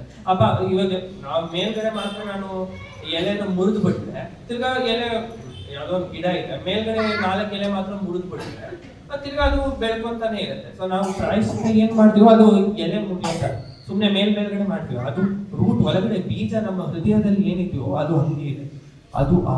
ಅದು ಹೋಗ್ಬೇಕು ಅಂದ್ರೆ ಭಕ್ತಿ ಮಾರ್ಗ ಒಂದೇ. ಭಕ್ತಿ ಮಾರ್ಗ ಮಾಡ್ಬೇಕು ಅಂದ್ರೆ ಫಸ್ಟ್ ಸ್ಟೆಪ್ ಶರಣಾಗತಿ.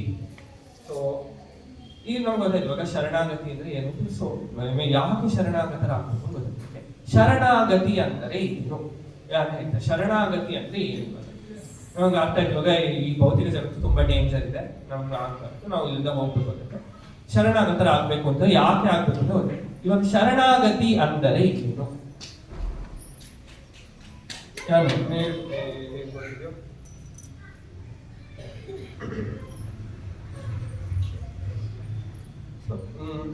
ಶರಣಾಗತಿ ಅಂದ್ರೆ ವೆರಿ ಸಿಂಪಲ್.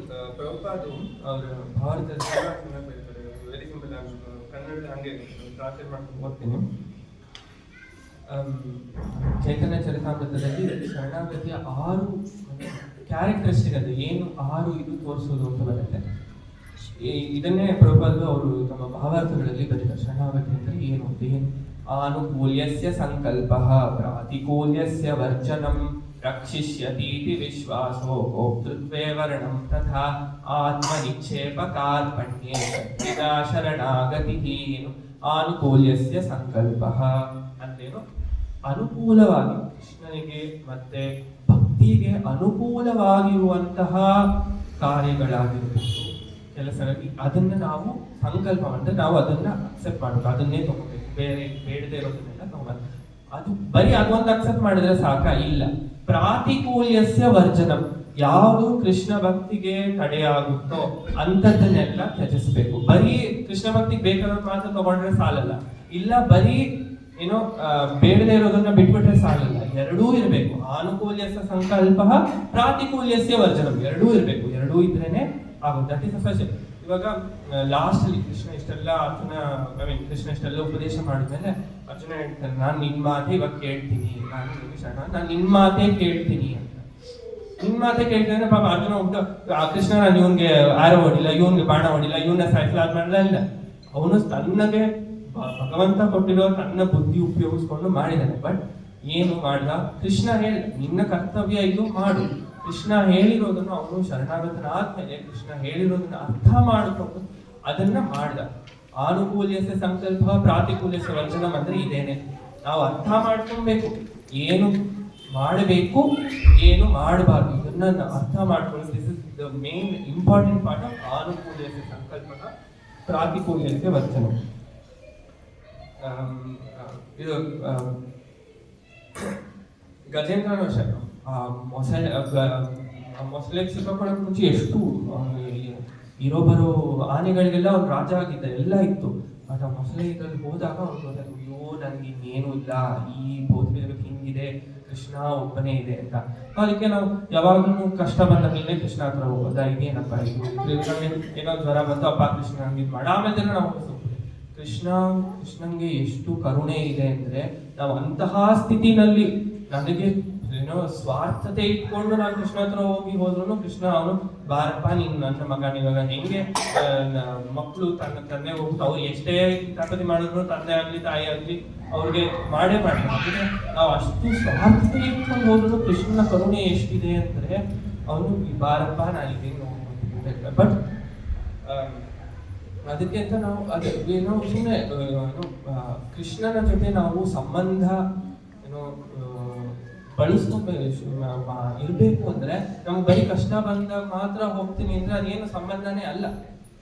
ಸಂಬಂಧ ಇರ್ಬೇಕು ಅಂದ್ರೆ ನಾವು ಏನಾದ್ರು ನಮ್ಮ ಸ್ವತಃ ಶರಣಾಗತಿ ಅಂದ್ರೆ ನಾನು ಬಿಟ್ಟು ಕೊಟ್ಬಿಡ್ತೀನಿ. ಏನು ನಾನು ಇರೋದನ್ನೆಲ್ಲ ನಾನು ಕೃಷ್ಣನಿಗೆ ಅರ್ಪಿಸ್ತೀನಿ. ಏನು ಅಲ್ಲಿ ಮೂರನೇ ರಕ್ಷಿಷ್ಯತಿ ಇತಿ ವಿಶ್ವಾಸ. ಯಾವುದೇ ಸಮಯ ಏನೇ ಬರಲಿ ರಕ್ಷಿಷ್ಯತಿ ಇತಿ ವಿಶ್ವಾಸ. ಕೃಷ್ಣ ನನ್ನ ರಕ್ಷಣೆ ಮಾಡೇ ಮಾಡ್ತಾನೆ. ಏನಾದ್ರೂ ಬರ್ಲಿ ಏನಾದ್ರೂ ಹೋಗ್ಲಿ ನನ್ನ ಕರ್ತವ್ಯ ಏನೋ ಕೃಷ್ಣನ ಕೀರ್ತನೆ ಮಾಡೋದು, ಸ್ಮರಣೆ ಮಾಡೋದು. ಮುಕುಂದ ಮಾಲಾ ಸ್ತೋತ್ರದಲ್ಲಿ ಕುಲಶೇಖರ ಹೇಳ್ತಾರೆ, ನಾಹಂ ವಂದೇ ತವ ಚರಣಯೋರ್ದ್ವಂದ್ವ ಮದ್ವಂದ್ವ ಹೇತೋಃ ಕುಂಭಿಃ ಪಾಕಂ ಗುರುಮಪಿ ಹರೇ ನಾರಕಂ ನಾಪನೇತುಂ ರಮ್ಯಾ ರಮಾ ಮೃದು ತನುಲತಾನಂದನೇನಾಪಿ ರಂತುಂ ಭವೇ ಭವೇ ಹೃದಯ ಭವನೇ ಭಾವಯೇಯಂ ಭವಂತಂ. ನಾನು ಕುಂಭಿ ಪಾಕ ಅಂದ್ರೆ ಕುದಿಯುವ ಎಣ್ಣೆನಲ್ಲಿ ನಮ್ಮ ನರಕದಲ್ಲಿ ಇದು ಮಾಡ್ತಾರೆ. ದ್ವಂದ್ವಗಳು ಅಂದ್ರೆ ಏನು? ಸುಖ ದುಃಖ, ಚಳಿ ಜ್ವರ, ಚಳಿ ಆಗುತ್ತೆ ಬಿಸಿಲಿರುತ್ತೆ. ಸೊ ದ್ವಂದ್ವಗಳು ಅಂದ್ರೆ ಡ್ಯುಯಾಲಿಟಿ ಅಂತ ಏನೇನಿರುತ್ತೆ ಈ ಭೌತಿಕ ನಾನು ಇದನ್ನೆಲ್ಲ ನಾನು ಹೋಗ್ಬೇಕು, ನನಗೆ ದ್ವಂದ್ವದಿಂದ ನನ್ನ ಕಾಪಾಡು ಇಲ್ಲ, ನರಕದಿಂದ ಕಾಪಾಡು ಇಲ್ಲ, ನನಗೆ ಚೆನ್ನಾಗಿರೋ ಹೆಂಡತಿ ಬೇಕು, ಆ ಥರ ಇಲ್ಲ. ನಾನು ಯಾವ್ದಕ್ಕೆ ನಿನ್ನ ಸ್ಮರಣೆ ಮಾಡ್ತಾ ಇದ್ದೀನಿ, ನೀನ್ ನನ್ನ ನೋಡ್ಕೊಂತ, ನನಗೆ ಗೊತ್ತು ಯಾವುದೇ ಸ್ಥಿತಿನಲ್ಲಿ ಹಾಕು ನನ್ನ ನೋಡ್ಕೊಂತ ಗೊತ್ತು. ನಾನು ಯಾಕೆ ಸ್ಮರಣೆ ಮಾಡ್ತಾ ಇದ್ದೀನಿ, ನನಗೋಸ್ಕರ ನಾನು ನಿನ್ನನ್ನ ಸ್ಮರಣೆ ಮಾಡಿಕೊಂಡು ನಾನು ನಿನ್ ಜೊತೆ ಒಂದು ಸಂಬಂಧವನ್ನು ನಾನು ಇಟ್ಕೊಬೇಕು ಅಂತ ಇಟ್ಕೊಂಡು ನಾವು ಕೃಷ್ಣನ ಸ್ಮರಣೆ ಮಾಡಬೇಕು. ಸುಮ್ಮನೆ ನಾವು ಇದು ಬೇಕು ಅದು ಬೇಕು ಅಂತ ಹೋದ್ರೆ ಅದು ಶರಣಾಗತಿ, ಅದು ಫಾಲ್ಸ್ ಶರಣಾಗತಿ. ಸುಮ್ಮನೆ ಸುಳ್ಳು ಶರಣಾಗತಿ. ಸುಮ್ಮನೆ ಬೇಕಾದ ಹೋಗ್ಬೋದು, ಆಮೇಲೆ ಕೃಷ್ಣ ಮೇಲೆ ಹೋಗ್ಬಿಡ್ತಾರೆ. ಏನಪ್ಪ ನಂಗೆ ಇಷ್ಟು ಕಷ್ಟ ಕೊಡ್ತಿದ್ಯಾ, ಇದೇನಪ್ಪ ಇದು ಅಂತ ಎಷ್ಟೊಂದು ಬಿಟ್ಟೇ ಹೋಗ್ಬಿಡ್ತಾರೆ. ಕಂಟಿನ್ಯೂ ಮಾಡಲ್ಲ, ಬಿಟ್ಟು ಹೋಗ್ಬಿಟ್ಟು ಮಾಡೋದೇ ಇಲ್ಲ, ಇದು ಮಾಡ್ತಾರೆ. ದಟ್ ಈಸ್ ನಾಟ್ ಇದು. ಯಾವುದೇ ಸ್ಥಿತಿಯಲ್ಲಾದ್ರೂ ಆಗ್ಲಿ, ನನ್ನ ಈ ಸತ್ಯಲೋಕದಿಂದ ಹಿಡಿದು ನರಕದವರೆಗೂ ನಾನು ಎಲ್ಲೇ ಹೋಗ್ಲಿ, ನನ್ನ ಕರ್ತವ್ಯ ಏನು, ಕೃಷ್ಣನ ಸ್ಮರಣೆ ಮಾಡು. ನೀನ್ ನನ್ನ ರಕ್ಷಣೆ ಮಾಡ್ತೇನೆ ನನಗೆ ಗೊತ್ತು, ನನ್ನ ಕರ್ತವ್ಯ ಏನು, ನಾನು ನಿನ್ನ ಸ್ಮರಣೆ ಒಂದೇ ಮಾಡ್ತೀನಿ. ಕೃಷ್ಣ ಕರುಣೆ ತುಂಬಾ ಅಪಾರವಾದದ್ದು. ಯಾರು ಏನು ಕುರುಕ್ಷೇತ್ರದಲ್ಲಿ ಯಾರ್ಯಾರು ಇವನ್ ಕೌರವರ ಸೈನ್ಯದ ಕಡೆ ಯಾರ್ಯಾರು ಯುದ್ಧ ಮಾಡಿದ್ರು ಅವ್ರಿಗೂ ಮುಕ್ತಿ ಸಿಕ್ತು, ತಾರೂಪ್ಯ ಮುಕ್ತಿ ಸಿಕ್ತು. ಕಂಸ ಏನು ಭಯ ಪಡ್ತಿದ್ದ ಎಷ್ಟೊಂದು ರಾಕ್ಷಸ, ಅವ್ರಿಗೂ ಏನೋ ಸಾಯುಜ್ಯ ಮುಕ್ತಿ ಸಿಕ್ತು. ಸೊ ಆದರೆ ಭಕ್ತರಿಗೆ ಬರೀ ಸಾಯುಜ್ಯ ಮುಕ್ತಿ ಅಂತ ಸಾಲಲ್ಲ. ಭಕ್ತರಿಗೆ ಕೃಷ್ಣನ ಸೇವೆ ಮಾಡಬೇಕು, ಆ ಸೇವೆ ಮಾಡಬೇಕು ಅನ್ನೋ ಆಸೆ ಇರೋದೇ ಅಷ್ಟೇ ಬೇಕಾಗಿರೋದು, ಇನ್ನೇನಿಲ್ಲ. ಚೈತನ್ಯ ಮಹಾಪ್ರಭುಗಳು ಹೇಳ್ತಾರೆ, ನ ಧನಂ ನ ಜನಂ ನ ಸುಂದರಿಂ ಕವಿತಾಂ ವಾ ಜಗದೀಶ ಕಾಮಯೇ ಮಮ ಜನ್ಮನಿ ಜನ್ಮನೀಶ್ವರೇ ಭವತಾತ್ ಭಕ್ತಿರ್ ಅಹೈತುಕಿ ತ್ವಯಿ. ಏನು ಮಮ ಜನ್ಮನಿ ಜನ್ಮನೀಶ್ವರ, ಅವ್ರು ಕೇಳ್ತಿಲ್ಲ ನನ್ನ ಏನೋ ಜನ್ಮ ಮೃತ್ಯು ಜರಾವ್ಯಾಧಿ ಇದರಿಂದ ನನ್ನ ಬಿಡಿಸು ಅಂತ ಕೇಳ್ತಿಲ್ಲ. ಮಮ ಜನ್ಮ ಜನ್ಮೇ ಭವತಾತ್ ಭಕ್ತಿರ್ ಅಹೈತುಕಿ, ನನ್ಗೆ ಇನ್ನೇನು ಬೇಡಪ್ಪ, ನಿನ್ನ ಭಕ್ತಿ ಒಂದೇ ಸಾಕು. ಧನ ಬೇಡ, ಜನ ಬೇಡ, ಸುಂದರಿ ಬೇಡ, ನನಗೆ ಏನೋ ಜೀವನದಿಂದ ಮುಕ್ತಿನೂ ಬೇಡ, ನನಗೇನ್ ಬೇಕು, ನೀನ್ ಮಾತ್ರ ಬೇಕು. ಯಾಕೆ? ನಾವು ಕೃಷ್ಣನ ಜೊತೆ ನಾವು ಸಂಬಂಧ ಮಾಡಬೇಕು. ಅದಕ್ಕೋಸ್ಕರ ಯಾವುದೇ ಸ್ಥಿತಿಯಲ್ಲಿ ನಾವಿದ್ರು ನಾವು ಕೃಷ್ಣನ ಸ್ಮರಣೆ ಒಂದೇ ಮಾಡಬೇಕು.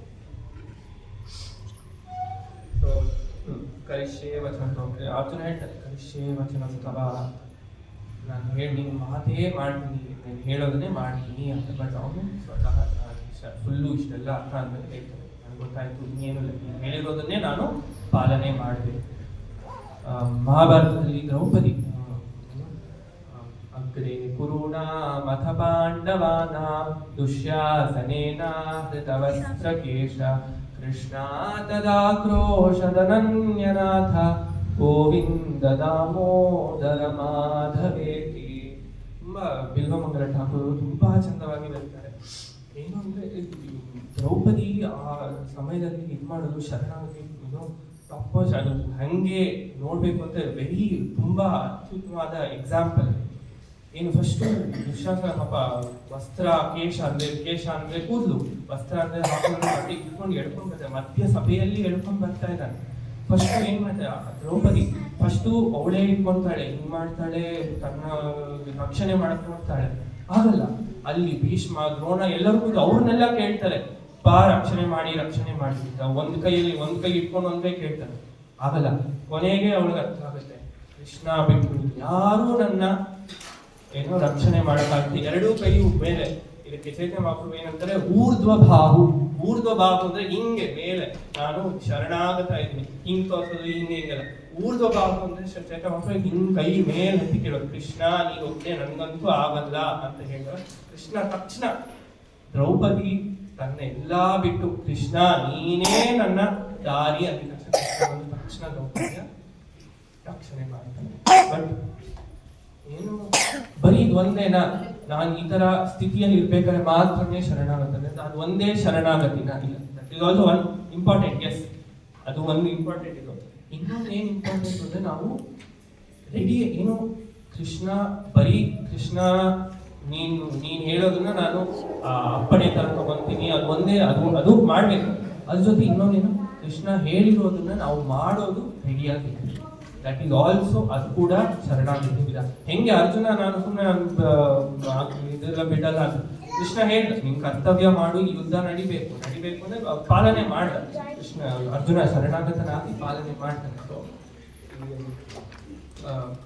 ಬರೀ ನಮ್ಮ ಏನೋ ಯಾವುದು ಈ ತರ ಸ್ಥಿತಿಯಲ್ಲಿ ಇವಾಗ ಗಜೇಂದ್ರ ಸ್ಥಿತಿನೋ ಅಥವಾ ಆ ಥರ ಸ್ಥಿತಿಯಲ್ಲಿ ನಮ್ಗೆ ಅಷ್ಟು ಕ್ರೂರವಾದ ಸ್ಥಿತಿ ಅಂತ ಬರಲ್ಲ, ಬೇರೆ ತರ ಇರುತ್ತೆ. ಅದು ಒಂದೇ ಸ್ಥಿತಿಯಲ್ಲಿ ಮಾತ್ರ ಶರಣಾಗತಿ ಅಂದ್ರೆ ಅಂತರೂಪದಲ್ಲಿ ರಕ್ಷಿಷ್ಯತಿ ಇದು ವಿಶ್ವಾಸ ಇರಬೇಕು. ಅದ್ರ ಜೊತೆ ಹೇಳಿರೋದನ್ನ ಪಾಲನೆ ಮಾಡಬೇಕು, ಶ್ರವಣ ಮಾಡಬೇಕು. That is also very important. ತುಂಬಾ ಶರಣಾಗತಿ ತುಂಬಾ ಇಂಪಾರ್ಟೆಂಟ್. ಅಂಡ್ ಗೋಪ್ತೃತ್ವೇ ವರ್ಣಂ ಗೋಪ್ತೃತ್ವೇ ವರ್ಣಂ ಅಂದ್ರೆ ಏನು ಕೃಷ್ಣ ಒಬ್ಬನೇ, ಇನ್ಯಾರು ನಮ್ಮನ್ನ ಕಾಪಾಡಕ್ಕಾಗಲ್ಲ. ಗೋಪ್ತೃತ್ವೇ ವರ್ಣಂ ತಥಾ. ದೆನ್ ಮೋಸ್ಟ್ ಇಂಪಾರ್ಟೆಂಟ್ ಇರೋದು ಆತ್ಮ ನಿಕ್ಷೇಪ. ಆತ್ಮ ನಿಕ್ಷೇಪ ಅಂದ್ರೆ ಫುಲ್ ನನ್ನ ದೇಹ ಮನಸ್ಸು ಇಂದ್ರಿಯಗಳಿಗೆಲ್ಲ ನಾನು ಕೃಷ್ಣನಿಗೆ ಕೊಟ್ಬಿಡ್ತೀನಿ ಅಂತ. ಭಾಗವತದಲ್ಲಿ ಶೌನಕ ಋಷಿ ಹೇಳ್ತಾರೆ, ಯಾವ ಕೈ ಕೃಷ್ಣನಿಗೆ ಸೇವೆ ಮಾಡಲ್ವೋ ಅದು ಸತ್ತೋಗಿರೋ ಕೈ ತರ. ಯಾವ ಇದು ಕೃಷ್ಣನ ಪಾದಕ್ಕೆ ಅರ್ಪಿಸುವ ತುಳಸಿಯ ವಾಸನೆ ತಗೊಂಡು ಯಾವ್ದಿರಲ್ವೋ ಅಂತಹ ಮೂಗು ಅಂತಹ ಶರೀರ ಉಸಿರು ತಗೊಂತಿದ್ರು ಸತ್ತೋದ ಶರೀರ. ಯಾವ ಬಾಯಿ ಕೃಷ್ಣನ ನಾಮಸ್ಮರಣೆ ಮಾಡಲ್ವೋ ಅದು ಕಪ್ಪೆ. ಕಪ್ಪೆ ಏನ್ ಮಾಡ್ತಾರೆ, ಕೊರ ಅಂತ ಇರುತ್ತೆ. ಅದು ಕೊರ ಅನ್ಕೊಂಡು ತನ್ನ ವೈರಿಯಾದ ಹಾವನ್ನ ಕೈಯತ್ತದು. ಅದು ಕೊರಕೊರ, ಅದು ಗೊತ್ತಿಲ್ಲ, ಅದು ಕೊರಕೊರ ಅಂತ ಅದು ಪಾಡಿಗೆ ಹೇಳ್ತಾ ಇರುತ್ತೆ ಕೊರಕೊರ ಅಂತ. ಬಟ್ ತನ್ನ ವೈರಿಯಾದ ಹಾವು ಬಂದು ಅದನ್ನ ಬಂದು ತಿನ್ನತ್ತೆ. ಆ ತರ ಯಾವ ಬಾಯಿ ಕೃಷ್ಣನ ನಾಮ ಸ್ಮರಣೆ ಮಾಡಲ್ವೋ ಆ ಬಾಯಿ ಆ ಕಪ್ಪೆ ಬಾಯಿ. ಬರೀ ಕೊರಕೊರ ಅಂತ ಇರ್ತೀವಿ, ಬೇರೆ ಕೆಲಸ ಮಾಡ್ತಾ ಇರ್ತೀವಿ. ನಮ್ಮ ಏನೋ ಮೃತ್ಯುವನ್ನ ನಾವೇ ಕರ್ಕೊಂಡ್ ಬರ್ತಾರೆ ಹತ್ರ. ಮೃತ್ಯು ನಾವು ಕರೀತೇವೆ, ಬಾರಪ್ಪ ಮೃತ್ಯು ಬಾ ಬೇಗ ಬೇಗ ಬೇಗ ಅಂತ ನಾವು ಕರೀತಾ ಇದ್ವಿ ಅಷ್ಟೇ.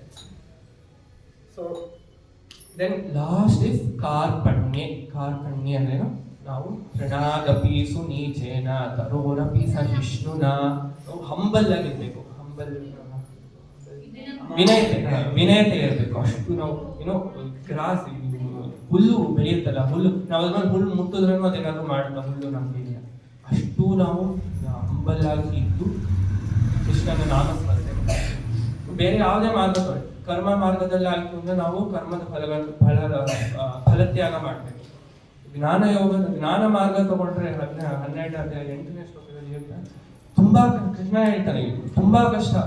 ಏನು ಕೂತ್ಕೊಂಡು ದಿನಗಟ್ಲೆ ಧ್ಯಾನ ಮಾಡ್ಕೊಂಡಿರೋದು ತುಂಬಾ ಕಷ್ಟ, ಆಗೋದೇ ಇಲ್ಲ. ಯೋಗದ ಮಾರ್ಗ ತಗೊಂಡ್ರೆ ಧ್ರುವ ಮಾರ್ಗ ಇಷ್ಟು ಫಸ್ಟು ಏನೋ ಬರೀ ಇರೋ ಹಣ್ಣು ಹಂಪಲ್ಗಳು ಮಾತ್ರ ತಿಂತಾರೆ. ಆಮೇಲೆ ಅದನ್ನು ತಿನ್ನಲ್ಲ, ಬರೀ ನೀರು ಕುಡಿಯೋದು. ಆಮೇಲೆ ಅದು ನೀರು ಬಿಟ್ಬಿಟ್ಟು ಬರೀ ಗಾಳಿ, ಒಂದಿನ ಮಾತ್ರ ಗಾಳಿ ತಗೊಂಡ್ರೆ ಆಮೇಲೆ ಗಾಳಿ ತಗೊಳ್ಳೋದನ್ನು ನಿಲ್ಸ್ಬಿಡ್ತಾರೆ. ಅಷ್ಟು ಕಷ್ಟ ಮಾರ್ಗ. 3 ಆಗಲ್ಲ. ವೆರಿ ಸಿಂಪಲ್ ಮಾರ್ಗ ಭಕ್ತಿ ಮಾರ್ಗ.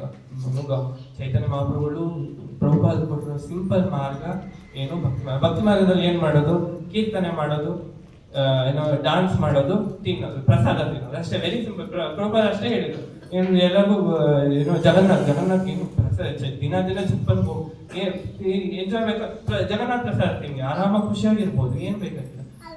ಆರಾಮಾಗಿ ಕೃಷ್ಣ ಕೀರ್ತನೆ ಶಶಾಂಕ ಎಷ್ಟು ಚೆನ್ನಾಗಿ ಕೀರ್ತನೆ ಹೇಳ್ಕೊಂಡು ಆರಾಮಾಗಿ ಡಾನ್ಸ್ ಮಾಡಿ. ಚೈತನ್ಯ ಮಹಾಪ್ರಭುಗಳು ನೋಡಿದ್ರೆ ನಗರ ಸಂಕೀರ್ತನೆಗೆ ಹೋಗ್ತಾ ಇದ್ರು, ರೋಡಲ್ಲೆಲ್ಲ ಹೋಗಿ ಆರಾಮಾಗಿ ಡಾನ್ಸ್ ಮಾಡ್ಕೊಂಡು ಕೃಷ್ಣನ ಹೆಸರು ಹೇಳ್ಕೊಂಡು ಮಾಡ್ತಾ ಇದ್ರು ಅಷ್ಟೇ. ಎಫರ್ಟ್ ಇಲ್ದೇನೆ ನಾವಿದು ಏನು ರೆಗ್ಯುಲರ್ ಲೈಫಲ್ಲೇ ಮಾಡ್ಬೋದು.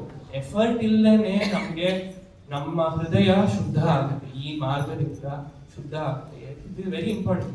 ವಿದುರ ನೀತಿನಲ್ಲಿ ಹೇಳ್ತಾರೆ, ಒಂದು ಕುಟುಂಬಕ್ಕೋಸ್ಕರ ಒಂದು ಪುರುಷನನ್ನ ತ್ಯಾಗ ಮಾಡಬಹುದು, ಒಂದು ಏನೋ ಗ್ರಾಮಕ್ಕೋಸ್ಕರ ಒಂದು ಕುಟುಂಬವನ್ನು ತ್ಯಾಗ ಮಾಡಬಹುದು, ಒಂದು ದೇಶಕ್ಕೋಸ್ಕರ ಒಂದು ಗ್ರಾಮವನ್ನು ತ್ಯಾಗ ಮಾಡಬಹುದು, ಆದರೆ ಆತ್ಮಕ್ಕೋಸ್ಕರ ಇಡೀ ಜಗತ್ತನ್ನೇ ತ್ಯಾಗ ಮಾಡಬಹುದು ಅಂತ. ಅಷ್ಟು ಇಂಪಾರ್ಟೆಂಟ್. ಆತ್ಮಕ್ಕೆ ಅಷ್ಟು ಪ್ರಧಾನ ಇದೆ. ನಾವು ಅಷ್ಟೆಲ್ಲ ಏನು ಇಡೀ ಭೂಮಿಯೆಲ್ಲ ತ್ಯಾಗ ಮಾಡ್ಬಿಟ್ಟು ಕೂತ್ಕೊಳ್ಳೋದಿಲ್ಲ. Very simple. ಜಪ ಮಾಡಕ್ಕೆ ಎಷ್ಟು ತಗಲ್ಪ. ಹರೇ ಕೃಷ್ಣ ಕೃಷ್ಣ ಕೃಷ್ಣ ಹರೇ ಹರೇ, ಹರೇ ರಾಮ ರಾಮ ರಾಮ ಹರೇ ಹರೇ. 5 ಸೆಕೆಂಡ್ ಕೊಟ್ಟು 1 ಸಲ ಮಾಡಿದ್ರೆ 5 ರಿಂದ 6 ಸೆಕೆಂಡ್. ಅದನ್ನ 1 ಸಲ 1 ರೌಂಡ್ ಜಪ ಮಾಡಬೇಕು ಅಂದ್ರೆ 6 ನಿಮಿಷ. 16 ಮಾಲೆ ಪ್ರಾಪರ್ ಮಿನಿಮಮ್ 16 ಮಾಲೆ ಮಾಡಿ. 16 ಮಾಲೆ ಮಾಡಿ 2 ಅವರ್ ಅಷ್ಟೇ ಬೇಕು.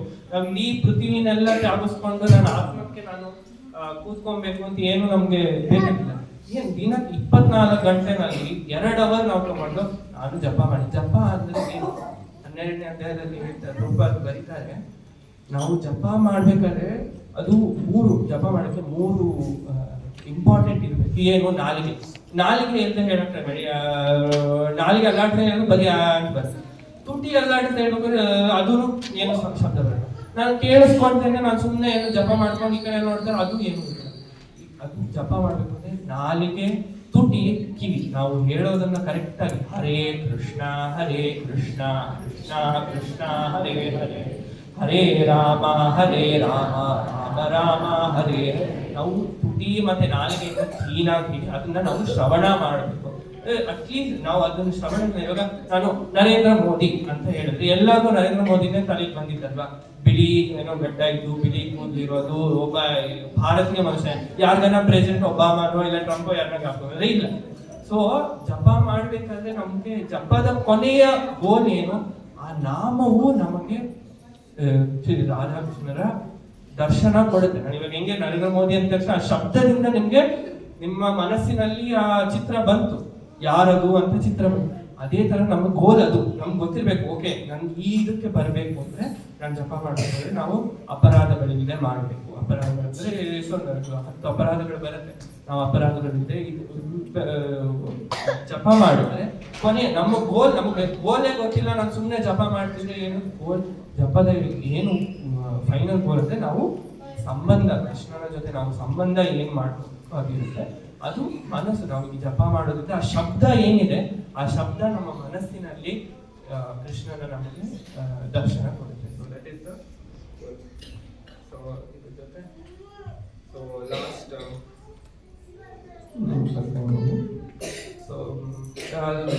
ಇನ್ನೊಂದು ಬಹಳ ಸುಂದರವಾದ ಶ್ಲೋಕ ಬರುತ್ತೆ. ಕೃಷ್ಣ ತ್ವದೀಯ ಪದ ಪಂಕಜ ಪಂಜರಾಂತಂ ಅದ್ಯೈವ ಮೇ ವಿಶತು ಮಾನಸ ರಾಜಹಂಸಃ ಪ್ರಾಣ ಪ್ರಯಾಣ ಸಮಯೇ ಕಫವಾತ ಪಿತ್ತೈಃ ಕಂಠಾವರೋಧನ ವಿಧೌ ಸ್ಮರಣಂ ಕುತಸ್ತೆ. ಸರಿ, ಜಪ ಮಾಡ್ತೀವಿ, ಬಟ್ ಯಾಕೆ ಇವತ್ತಿಂದಾನೇ ಮಾಡಬೇಕು? ಅರ್ಜೆಂಟ್ ಇದೆ.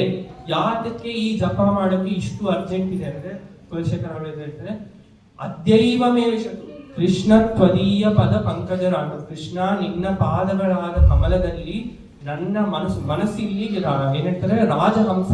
ಯಾಕಂದ್ರೆ ಅದು ಕೃಷ್ಣನಿಗೆ ಶರಣಾಗತರಾಗಿರೋ ಮನಸ್ಸದು, ಅದಕ್ಕೆ ಅದು ರಾಜಹಂಸ. ಅದು ಕೃಷ್ಣನಿಗೆ ಶರಣಾಗತರಾಗಿಲ್ಲ ಅಂದ್ರೆ ಏನಿದೆ, ಅದು ವೈರಿ. ಕೃಷ್ಣನಿಗೆ ಶರಣಾಗತರಾಗಿರೋದು ರಾಜಹಂಸ. ಇವತ್ತೇ ಅದ್ಯೈವ, ಇವತ್ತೇ ಆಗ್ಲಿ. ಯಾತಕ್ಕೆ? ಪ್ರಾಣ ಪ್ರಯಾಣ ಸಮಯ, ಪ್ರಾಣ ಹೋಗುವ ಸಮಯದಲ್ಲಿ, ಮೃತ್ಯುವಿನ ಸಮಯದಲ್ಲಿ, ಕಫವಾತ ಪಿತ್ತೈ, ಆಯುರ್ವೇದದಲ್ಲಿ ಕಫವಾತ ಪಿತ್ತ 3 ಇದು ದೇಹದಲ್ಲಿ. ಕಫವಾತ ಪಿತ್ತೈ ಕಂಠಾವರೋಧನ ವಿಧವು. ಈ ಕಫವಾತ ಪಿತ್ತಗಳು ಬಂದು ಕಂಠವನ್ನು ಹಿಡ್ಕೊಂಡ್ಬಿಡುತ್ತೆ, ನಮ್ಗೇನು ಮಾತಾಡಕ್ಕಾಗಲ್ಲ. ಅದಕ್ಕೆ ನಾವು ಇವಾಗ್ಲಿಂದಾನೇ ಶುರು ಮಾಡ್ಬೇಕು. ಕೃಷ್ಣ ಏನು ಲಾಸ್ಟ್ ಅಲ್ಲಿ ನಾವು ಏನೋ ಅಂತಕಾಲ ಸ್ಮರಣ್ ಮುಕ್ತ ಅಂತ ಹೇಳಿದ್ರು. ಕೀರ್ತನೆ ಮಾಡಿ ಇಲ್ಲ ನನ್ನ ಸೇವೆ ಮಾಡಿ, ಸ್ಮರಣೆ ಮಾಡಬೇಕು ಅಷ್ಟೇ ಹೇಳಿದ್ರು. ಆ ಸ್ಮರಣೆ ಮಾಡಬೇಕು ಅಂದ್ರೆ ಇವಾಗ್ಲಿಂದಾನೇ ನಾವು ಅಷ್ಟು ಅರ್ಜೆಂಟ್ ಇದ್ರೆ, ನಮ್ಗೆ ಯಾವಾಗ ಮೃತ್ಯು ಯಾವಾಗ ಬರುತ್ತೆ ಅಂತ ಗೊತ್ತಿಲ್ಲ, ಅಷ್ಟು ಅರ್ಜೆಂಟ್ ಇರೋದ್ರಿಂದ ಇವತ್ತಿಂದಾನೇ ನಾವು ಶುರು ಮಾಡಿದ್ರೇನೆ ಆ ಸಮಯದಲ್ಲಿ ಕೃಷ್ಣ ಹೇಳ್ತಾನೆ ಮತ್ತ ಸ್ಮೃತಿ ಜ್ಞಾನ ಅಪೋಹ. ಕೃಷ್ಣನೇ ಸ್ಮರಣೆ ಕೊಡ್ತಾನೆ.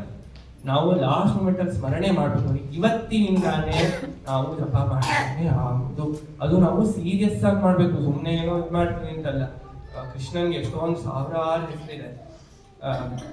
ವಕ್ತುಂ ಸಮರ್ಥೋಪಿ ನ ವಕ್ತಿ ಕಶ್ಚಿತ್ ಅಹೋ ಜನಾನಾಂ ವ್ಯಸನಾಭಿಮುಖ್ಯಂ. ಅಂದ್ರೆ ಏನೋ ಎಷ್ಟು ನಿಮಗೆ ಸಾವಿರಾರು ಹೆಸರಿದೆ. 5 ಮಹಾಮಂತ್ರ ಹೇಳಕ್ಕೆ 5 second ತಗೊಳ್ತೆ.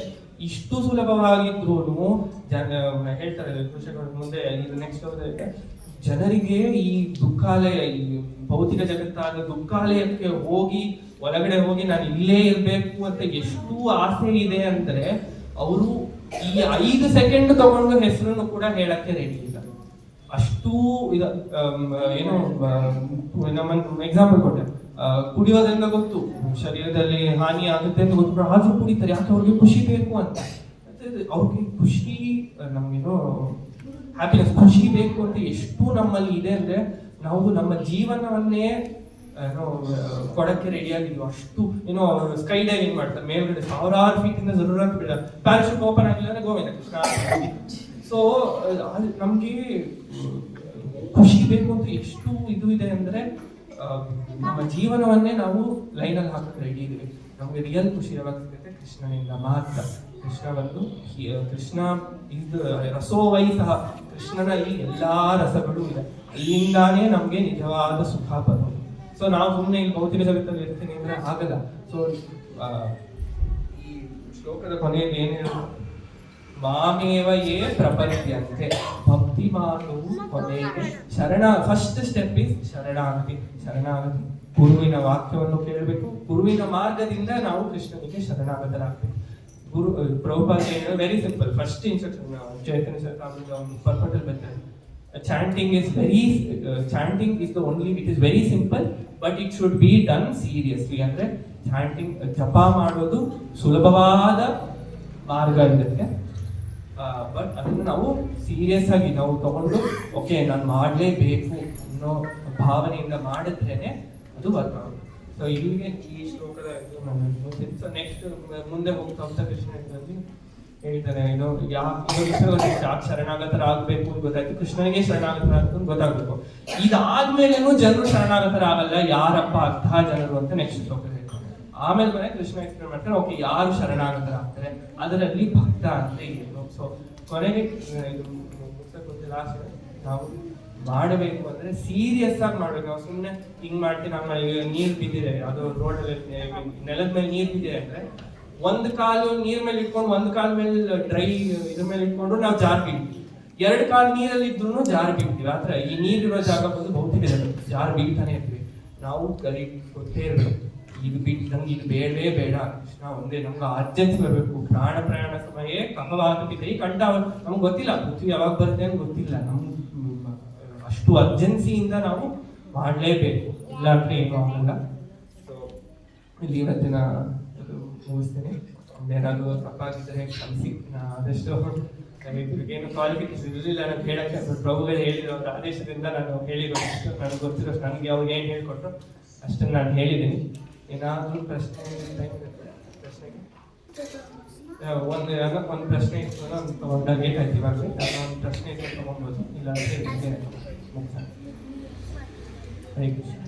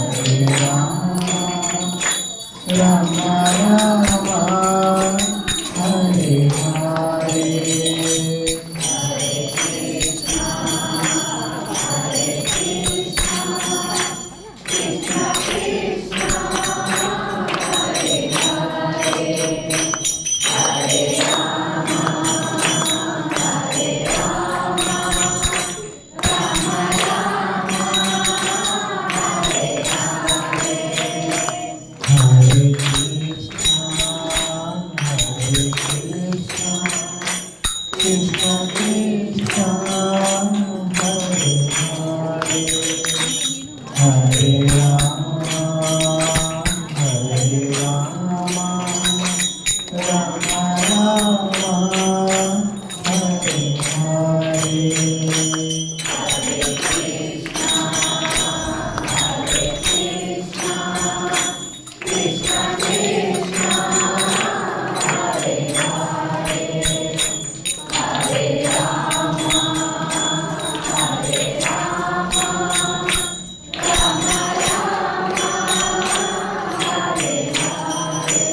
Hare Krishna, Hare Krishna, Krishna Krishna, Hare Hare, Hare Rama, Hare Rama, Rama Rama, Hare Hare.